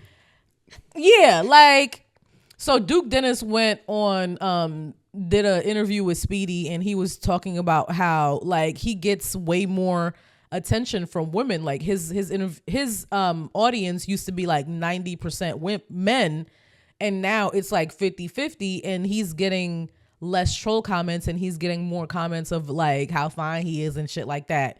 And all of the comments... all of the comments in that video on TikTok are hilarious. They said based off these comments, it's going back to 90% male. They said, because why he catfish us like that? This is my favorite. They said he looked like Zell Swag. Do you know who Zell Swag is? They said this man looked like Zell Swag. They said he don't got no eyebrows. They said he needs a lash fill. No, one of the girls was like, I never seen a dude do man makeup because he always wear the shades and he got the grill and the hat on. Yeah, they was said, like, I never really had to look at him in his face before. He dead ass use filters. Like, y'all think I think it's. I'm about to say something a little controversial. I feel like y'all do the same thing to tall, dark-skinned men that y'all do to light-skinned women. Like, he just has to be tall and dark-skinned, and you're like, ooh, and y'all, like, completely disregard the actual facial features that are on the tall, dark-skinned man. The same y'all do to, like, light-skinned women. Like, she just light-skinned, and you think she attractive, and no, like, you gotta, like, look at her face. Like, Ice Spice, if you look at her for too long, she started looking weird. Yeah. Just like Duke Dennis, when you look at him for too long. It's like the chromosome disappears. Yeah. Yeah. Like, so I think it's the same thing. And I think it's so hilarious. But like, this happens to women all the time. Like, this happened with the baby. We thought the baby was fine. Did that nigga look like a boxer. Like he looked like the dog, the boxer. Yes. I wasn't sure you meant like a fighter or like no, a dog. He looked like a micro bully. Like that's what he looked like. His head shape is mad. Like you probably can't. Like this nigga cannot be concussed. He's got an extra padding around his skull. It's mad thick. Like it's thick as fuck. This happens to us all the time. We be getting tricked by dark skinned niggas and they don't be fine for real at all. They just be dark skinned. See, I'm like that too. With a shape up. I be having to call out what you said too. We're like, the girl just be red. Y'all, she ain't really cute. She just red. Yeah. Or she got a little ass. And she really ain't got a little ass because her waist is not even small. It's just as big as the waist, as big as her ass, but she red and now y'all like her. So no, I've seen that before. Yeah. It makes a lot of sense with this one. It's colorism. On at the its other, highest. it's the other side of colorism. At its highest. Hey, my brother, this is bound to happen. And it goes back to what I was saying for a couple of shows ago. When black women are your base, man, they'll turn on you. They will. When they get the opportunity to turn on you, they gonna take your little glasses off. Don't have your grill on one time. Then put your little makeup filler that he probably put on you. Yeah, I don't know what's going on but I've never But nobody really sees him with just his eyes though. Like he always has shades. No, he doesn't. Like he doesn't always have his shades on. Like or he got a hat on. He always has a hat on or a hood. Definitely. Yeah. He always has a hat or a hood on. He does have sunglasses on a lot, but like if you go through his TikTok, like he mostly, that was one video. I done scrolled and refreshed one time. There was only one video with him and sunglasses on. Every single video he got a hat and a hood on. He using filters. He's definitely using filters. That's sick. You know how old he is? But on TikTok, so apparently the girl saying Duke Dennis got 7 kids. I can believe that. They saying allegedly that this nigga got 7 kids. And then there was a video that popped up. He was talking about on his stream. He was like, there are certain parts of my life that I will not share with you guys. I don't share my mother with you guys. I don't share my sister with you guys. And if there were kids, I wouldn't share them with you guys. Oh, bro, he's like 30 years old. He's like not too far from my age. He's probably older. He's probably my age. How old is Duke Dennis? Because right now he goes by 29, 30 right now. Oh, wow. I thought he was like Kai's age. No, that's the thing. He was the old head out of all of them. It was a stream. He's 30. He's probably 32. He's probably my age. Okay. I know. Thing says he's 30. Industry age. Yeah. That's his industry age. But I was gonna say he was on a stream and everybody was calling him uncle on the stream. But okay, so these niggas, all of the like streaming niggas ages popped up. So Kai is 22, Phantom is 27, Speed is 19. Speed is the youngest one, but he acts like it. That nigga is cracked out for real. He got crackhead energy. If we being honest, Duke is on the old side of this shit. Drewski is also 30. Well, we know, but Drewski ain't doing what they do. Aiden Ross is 23. Yeah. So Speed is the youngest nigga. Speed and Kai are the youngest. But no, I mean the thing with Drewski don't count this. Drewski ain't no streamer. He's not a streamer. No, he just popped up. I'm just saying for Duke Dennis to be what he's doing right now and to be as popular as he's doing at his age is impressive. Because we all assume he's younger than what he is. I don't know why. I could tell he was older than all them. Well, you can tell by like the way he talk and like how he move and stuff that he's older than them, but because he was hanging out with all these young niggas, and I thought that all of them were around the same age, but Phantom is 27. Like they're all Agent is around my age too. Yeah, like Kai is really the young one, but he's just the most popping. Mm-hmm. Out of all them, yeah. Phantom is popping too though. Now he is, yeah. No, he was popping for a minute, even before that. Well, I've been seeing Kai way before I was seeing Phantom. I like Phantom a lot though. In the streaming world, Phantom was already bigger before Kai, but it can't. But Kai just exceeded him. That he's a prototype that I'm very used to being from New York. We don't even need to be talking about Kai because of what you said this week anyway. So we don't even need to be bringing that up. So that was, can't believe you said that in front of me. I was hurt. What about this? Too easily hurt. I am. My masculinity is fragile. I'm not worried about to say that at all. That's concerning and unattractive. Oh, well. Too late. Got you already. You said yes. So, let me see. What is this Raymonte thing? You this gay influencer? Oh, my God, y'all. So Raymonte, There's been a bunch of. I think Raymonte did this on purpose. Let me start out with that. So Raymonte, there's a video of him on Twitter going viral, and he's in a strip club, and he's sitting down. The stripper is on his lap, and he's like, what kind of gay is he first? He's gay. Like gay. Like it broken? Like okay. Like he's not wearing like dresses. Okay, that's what I'm trying to understand what kind of gay. Paint the picture for me. He dresses fully like a hood nigga, pants sag, ass fat. Is he like makeup and a beard type of nigga? No. Okay, I hate those. No. Those are my favorite. Those are my least favorite gays. He's not that at all. He like fully like if you saw a picture of him not moving and just standing straight, you might think he's a straight man. Okay. Oh, does he be beefing with Lil Nas X? No. Okay, that ain't who I'm thinking about. Yeah, you're thinking about Alton Mason. Okay. So Raymonte, there was a video of him on Twitter. You want to play it? I was about to just. We can't play it on here because you got music. It's full. No, it's full breasts. I mean, I gotta show it on the screen, but if it's but I think it might have music if he in the club. There's music in it, but there's nothing.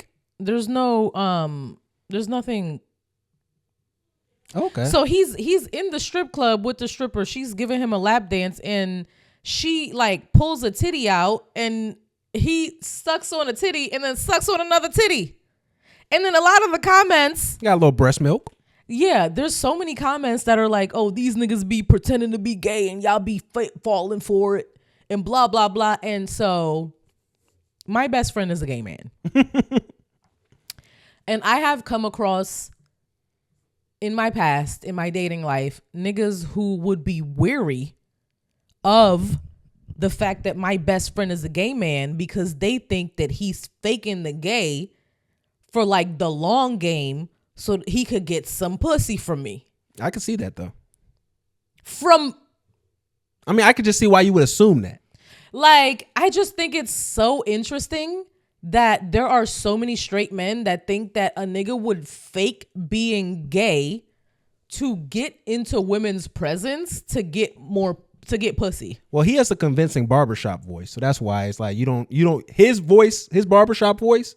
Yeah, your friend. Okay. He has a convincing barbershop voice. I don't think he gives a fuck. Joseph, I don't think he gives a fuck about us saying his name. I'm just saying he has a convincing barbershop voice. No, he's not. I heard him use it when he was talking to you one time. Yeah, he's not like you have to like in passing and he's in New York man. And in New York that's yeah, like he's not flamboyant by any means, like by maybe a little bit, but like not really by Atlanta gay terms. Like he's not flamboyant at all. So yeah, I mean, I could just understand where that could be the move where it's not necessarily that you trying to take the girl, but you may like to fuck on a girl every once in a while, or you may like to add a girl in your male, adventures. So I could just see where it's like, okay, you could be working a long game that's not necessarily a relationship, but like making you cool with certain interactions because you think this is a gay man. Yeah. We see it all the time. Like there's dudes who do the pranks all the time who come up to a girl, act gay, she all into it and all that other stuff. And then he like, let me get your number, Charlotte. Like, what's up? And then now they turned off. Cause that's what I'm saying. Like if a woman, if you do all that and you're mad feminine and you're seen as gay in the beginning, like you can't turn around and fuck her. When has that ever worked? Like I feel like that doesn't work. That it depends on the friend. That's what I'm saying. It depends on the person. What type of bitch does that work on? I've seen it. I've seen some girls I seen a gay dude bring a girl in because he knew the dude he liked was bi. So he got a girl that he was cool with and sauced that up into that kind of situation. That's not what I'm talking about though. No, that was his friend and he sauced her up into the situation. Let me tell you what I'm talking about specifically because you're adding other things. When has a man acting gay got him some pussy? Ever got him some pussy? I think that's happened before, mostly with white women though. It's not gonna be black women. I was gonna say with ugly women. I was gonna say white women. I've seen, again, the person I'm explaining, that was a white woman. It was a white woman he got that off with. White women do that. So then on the other side, I saw some people being like, well, he never told us he was gay.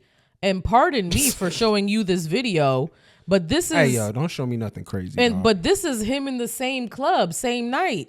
This nigga out here twerking, dog. Don't show me. No, he nigga was twerking. throwing it crazy, like. Nigga was twerking in some Timbs, yo. No, nigga was twerking in denim shorts, and he was throwing that shit crazy. Like, how do you do that, Raymonte? I love you. Come to the pod. Leave that twerking at the door, my friend. No, twerk on the pod. Don't point at me and tell a nigga to twerk, my nigga. Like, what is wrong I would with you? probably be in the middle, so twerk on the pod. I was just twerking to where he might be sitting. Don't ever point and then tell a nigga to twerk at me, okay? Don't ever do that. You are going to make him not come on the show. No, he can come on the show. He can be a guest. Just don't tell a nigga to twerk and then point at me. Fair. Jesus Christ. All right, we got to get into something crazy that's happened. All right. So, are you familiar with John Amos? Yeah. Good Times, Coming to America. Of So, course. R.I.P. It's been announced on October 1st that he passed away. Rest in peace. I saw some crazy shit on Facebook about you, my nigga. We'll get into that after. So, we get into the crazy shit right here. No, this is some other crazy shit. Okay. I think it was tough when I watched that he died because I was actually just thinking about him the other day and thinking about like kind of the stuff that, you know, he was doing around his time. Because you remember when we did that video about the Good Times animated series. Temporary layoffs. Hanging in a challenge. But Easy credit ripoffs. But remember we was talking about the animated Good Times show, right? And remember in our conversation we talked about a gentleman's name who we didn't know really familiar with, and then we had that comment that said that. So I saw another video that talked about him and his conflict with that guy. So apparently, not only did he want to make JJ the star, the producer, he also wanted to like turn around the family narratives and things like that. He wanted to play into more stereotypes with the jokes, and John Amos wasn't with that, and that's why they wrote him off and killed him in the show. Oh, because he wanted to stand up and not, you know, make tomfoolery content with the black family. Yeah. Like when they first started this show, Florida didn't do it unless they had a dad in the house. Like that was all stuff they fought for because they wanted to make this a single mama with kids acting crazy type of show. Yeah. And so just to think that he had to see in his last years the show that he fought to keep the integrity for be animated into that trash by Steph Curry and Seth MacFarlane. Oh my God, Steph Curry, you should even be more ashamed of yourself now. I hope that show does not get a second season. That was the first thing I thought about this year. Like that's when I saw that he passed. That was the first thing I thought because that happened this year. Mm-hmm. Then we go into some more information. So apparently he's been dead for 45 days. And usually when a celebrity dies, we don't get notified more than a month later. It's usually maybe a week later or a couple days. More information is coming out. His daughter, Shannon, found out when we did on October 1st. That's really fucked up. So apparently I was doing some, I was reading some articles. Makes me think about like what their relationship was and everything. Well, I was going to say, go into that. What I was going to say was you're fortunate because you're an only child that you don't have to go through some of the stuff they have to go through. So she has a brother who's been pretty much handling their father's affairs. That's came out. And apparently he kind of been the main one in charge of things. He's had some other people, they were doing kind of like the Wendy thing with him because he's had dementia. And he's been kind of doing the whole Wendy situation. You got people, publicists all around him trying to, you know, keep him away from family and all that stuff. And I believe the son has also been a part of it too. So the daughter a few years back accused a caregiver they had of elderly abuse and that they were abusing her father. A few months later, the father comes out and says that he's been good, but the daughter has been doing elderly abuse to him. Even to the point where he said they had an acrimonious relationship. Like he was basically saying that they were at odds. And from what I was saying, it had a large part to do with her and her brother being at odds. So I don't know if this but is... But he wasn't in right mind to say that, right? Because the dementia thing was before I don't know when the dementia time came in, but he did say this after she said he was going through some elderly abuse. So this was a few years back. It was like probably about maybe, I think it was 2018, 19, I think the article was that I saw. But they were saying that he was going through that. So, and he responded and said that she was the one doing it to him. So they've had a really like stride relationship. So she comes out with a group of the family and friends and say like, no one has informed us of his death. We didn't know anything that was going on. Apparently he had heart issues. That's what killed him. But they didn't know anything that was going on. So it's been looking really nasty. I think they've even cremated his body and everything already. Like she didn't get to see her father off at all. None of her friends or anything. None of the friends or anything got to see the father off. John pretty much, according to her, let me finish. According to her, she said basically her father died alone. Oh, that's so sad. Especially for somebody who's been so instrumental in like black art in and of itself. Yeah. And then just think about everybody we lost with the other Jayz. The image of the black family in general, and then he didn't get his family. He didn't get to have his family around at his demise. That's really fucking sad. And it's kind of similar to how James died in the show. James died at work. Oh, I didn't know that. I have never watched Good Times. Mm-hmm. So no, it is definitely sad, and it's crazy because like they've been putting out so much different things. Again, it looks like her and the brother are the ones that are really at odds, and he's been part of the group of people keeping everybody away. Mm-hmm. That's what it seems like from all the information that I've been reading. But no, it's really terrible, man. Because like I said, we just lost James Earl Jones. Yeah, we've been losing a lot of like they were both old in black pillars of the community, and they were both in Coming to America together. Remember, they were the father of Eddie Murphy and the daughter. Oh. So I saw that scene. All the black dads are dying now. Well, I mean, these gentlemen are older too now. That's what I was going to say. 80. They are old. He was in his 80s. Yeah. You know what I'm saying? But it's just, it hurt for me. It's like he died young, for real. But no, it hurt for me because like I was big on Good Times. Like that was one of my favorite shows. I love the episodes with James in it. And just what he just meant. Like it didn't seem to me watching it when I was younger. I never really understood the importance of like what he was saying and doing. But like when you go back and look at the show and look at what he was trying to push, it was something super dope and positive. And then the last year of your life, you know, the show that you try to fight the integrity of just gets lambasted and turned into a fucking joke in front of your eyes. That's sad. Yeah. Well, I hated that. That's really fucked up. No, it really was. But RIP to John Amos. We appreciate your talent and everything, all your gifts that you gave to us. Oh, really quick. Hold on. Side note. This is why it's important that you get a trust so that your families can, you know, have all that set up. That's what my mom did. So we don't. Yeah, I'm about to go talk to my dad about that. We don't have any arguments about what's going on with our parents when they get older. We have instructions that they want when they're in sound mind. Please, if you have the ability and the capital to do so, do so. But what were you about to say? The thing I saw on Facebook, because Facebook is really like a lawless land, and I will never delete that app, regardless of how old y'all think I am for regularly being on Facebook. There was a young lady that posted a picture of her like in a bikini next to John Amos, and she was like, oh, I saw that. She was like, RIP, I just put this pussy down on you. You could barely walk after, my nigga. Like, what? That sounds like something his son would have purchased, yo. Yeah, like he was having a blast, I guess. He was still, you know, getting like, to it. I'm gonna be honest. My head canon theory with this is like his son was probably, because the daughter used to be a doctor or something from what I read. The son was probably somebody who was living off his dad's fame. He probably couldn't do or create anything successful on his own, and he probably was just circumventing like all of his dad's real wishes and doing what he wanted with the time and the money that he had control of. Mm-hmm. And that's probably where that picture came from, was a byproduct of him probably tricking off his dad money with some bitches. And he was like, oh, go sit next to my dad, shawty. And they took a picture. Yeah, she probably didn't. Or she was on vacation. Or she was just on vacation and she just said something stupid. Nah, they was in the United States. They wasn't overseas? They was like in a driveway. It looked like they was on the beach. She had a bikini on. Okay, I have to look up. The fuck she in a driveway for in a bikini? I was like, she at the fucking community pool? This looks like the United States. No, she had a beach. Okay. But nah, that was crazy. Y'all women are sick too. Y'all don't have no fucking shame. You know, he gave you a picture being nice, and now you're trying to sully his good name in death. Talking about you gave your little raggedy ass pussy to him. No, you didn't. Okay. That shit was hilarious. That nigga is a man of class and honor. What else do we have to talk about?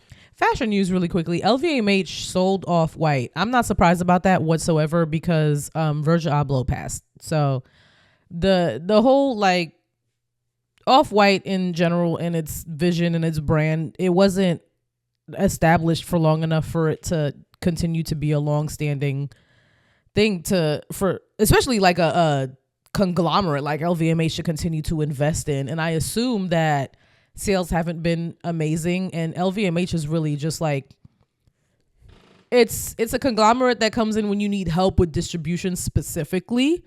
So I'm not surprised that that's happening. Chanel still does not have a creative director. Virginie Viard stepped down. They still have not announced who is going to be creative director. There was a show that debuted a couple days ago. Who came out at the end? Nobody came out at the end. It's very fucking weird. Who is going to be the next creative director for Chanel? There have been rumblings that it's going to be the creative director from Jacquemus, which I guess I want it to be John Galliano, even though he's problematic as a motherfucker. But are you creative without being slightly problematic? I don't know. Karl Lagerfeld was problematic as fuck. He hated black people and fat people. But what you could not take away from him is that he served cunt, period. So I'm not super against like a problematic man being the creative director of the House of Chanel. But also Chanel has always been, when you think of Chanel now, you think of like very classic, very boring, but Gabrielle Chanel was a very forward-thinking woman, and she was a hot girl. She put straps on bags before anybody had straps on bags. She was using men's fabric to make women's clothes. It had never been done before. So Chanel as a brand has always been innovative, and we need somebody who can come in and be innovative, period. So it can't be someone boring, and I feel like Jacquemus' creative director is going to be a little bit boring. So I don't know. Bring somebody in that's new, fresh, black. Lupidio Nyong'o has just been announced as a brand new brand ambassador for Chanel. There's never been anybody who didn't pass the brown paper bag test as an ambassador for Chanel. So we fucking love that. Can't wait to see what boring piece of shit garments they send her out in. Cause you know, I don't know. We'll see who the new creative director is. Hopefully it's less boring and brings back a little cunt and innovation to Chanel, because that's what it's about. Period. And that's our fashion use. I don't think we need to go to the buzz cut conversation at all. I think you way better than what I had for fashion. Way better. Congratulations to Karl Anthony Towns. You got traded to the New York Knicks, so I know that's exciting. You also got your girlfriend, Jordan Woods, who I'm pretty sure she's happy to leave the Timberwolves.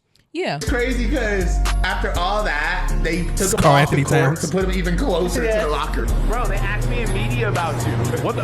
They really did. Damn, it's total chaos That's in what he the sounds world like? right now. Like, No, for sure.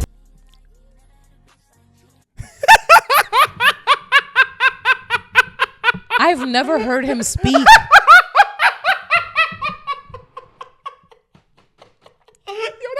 That's a squirrely ass nigga, yo. That nigga sounds Canadian. Hold on. This nigga's from New Jersey. Hold on. So today, right, Elliot Wilson liked one of my posts, right, because I had talked about Shannon Sharp and Kat, because he was on Shannon Sharp today, right? And it's funny. I know Shannon's pissed off because this interview happened before he got traded. I know he's pissed off. Yeah. I know he's pissed off because he took the same clip and cut it up 3 times because they mentioned the Knicks. So he cut up a long little clip that he already had, then took another part of that clip and cut that part out of it because it all was Knick related, because he couldn't talk to him about being traded because he wasn't traded yet. So Shannon's team is thirsty. But listen to this. This is how the interview started. I had to turn it off. These young niggas was out of pocket. That's my own cognac. For real? Yeah, we're going to send you home with a bottle. Shea by LaPortier, you know. Hey, come on. Where the camera? Yeah. Yeah. Five. To all the 6. Okay, so hold on. Different. Hold on. It gets worse. I thought he was going to ask Shannon, can he drive the boat? That's what I thought his next question was going to be, the way he picked up that bottle and tried to model with it. Yeah. I thought he was going to say, Shannon, could you drive the boat for me? I thought he was going to say that first, but this is what he says. Yes, everything that you've accomplished and will continue to accomplish. Appreciate you. Thank you for coming to my club, Appreciate Shay. Ooh. That thing smooth, ain't it? That's good. Yeah, that's what I'm talking about. Okay. I see what you're talking about, huh? Yeah. Okay. That didn't sound like shawty from college who drinking with the old nigga. That didn't sound like that. I'm tripping. Is that what you're trying to say? No, it It didn't sounded sound like that crazy to me. But I will say, yeah, I'm sorry to my friends, but I had a lot of male friends in my friend group, and every time that I would like talk to guys outside of my friend group, they'd be like, "Them niggas not gay," and I'd be like, "No." What makes you think they're gay? Like, niggas outside thought they was gay, and then I didn't. So like, I don't have the best point of reference. So that shit just sounded normal to you, huh? It just sounded normal to me. Like, a nigga be like, ooh, like my friends Like my male friends do. Ooh, Not like, to another man though. They to do it each to other. you. Yes, all the time. Like it's not. I'm about to start calling him Cat when I see him next time. Nah, but that was a regular thing. Like after like the third time it happened to me, where a nigga was like, them niggas not gay," and I'd be like, "No, not at all. Just Joseph." Like, Yo, it's gonna be, people are gonna look back at that clip and everybody's gonna understand my joke of what I'm saying here, and they're gonna be looking at you crazy. Like, how do you not hear? Yeah, I don't know. All the fem. A nigga being like, "Ooh," like that's not gay to me. But then the okay, Unc. Come on, all them niggas call him Unc on the show. But you don't tell a nigga okay, Unc, off his alcohol. Nah, I've never heard Carl talk before. That is crazy. I'm like, Jordan is from Calabasas, so she's used to a little sizzle. Somebody commented when I posted this and said, "This is how old heads be when they come on campus for homecoming." Like how Shannon is with the liquor. Oh shit. Oh no, that's terrible. All right, well I think that was pretty much everything we got to get to. Yeah. I think that was a good way to end it too. I'm gonna have to cut up that clip with Carl Anthony Towns a little bit because it got that music is on there. But man, I can't believe you never saw that clip before. No, I've never heard that man talk ever. I've just heard him standing next to Jordan Woods. I've just seen him standing next to Jordan Woods, but I've never heard him. I feel bad making fun of him though. He's had a tough little run. COVID did some stuff to his family, so condolences for that. But we had to make fun of you, big guy. Yeah, we did. All right, we man. definitely did. Hey, yo, this one means a lot today. When I say this, when I say the outro here, this one means a lot. Shout out to the Longshoremen, the Longshoremen on the ports. Resist. Life is a labor of love, so let's keep building these moments together. And remember, these jobs are not your family. And the only thing you should be exploiting is these corporations. Period. You have been listening to Talk FNF TV, and we greatly appreciate it. Fair, tell them what they need to do. Follow us on all of the social media at talk.fnf.tv, Instagram, Twitter, Facebook, all of the things. Give us a like, comment, subscribe on YouTube. Let us know if you agree with us or if you disagree with us. Leave us your thoughts. Love you. Bye.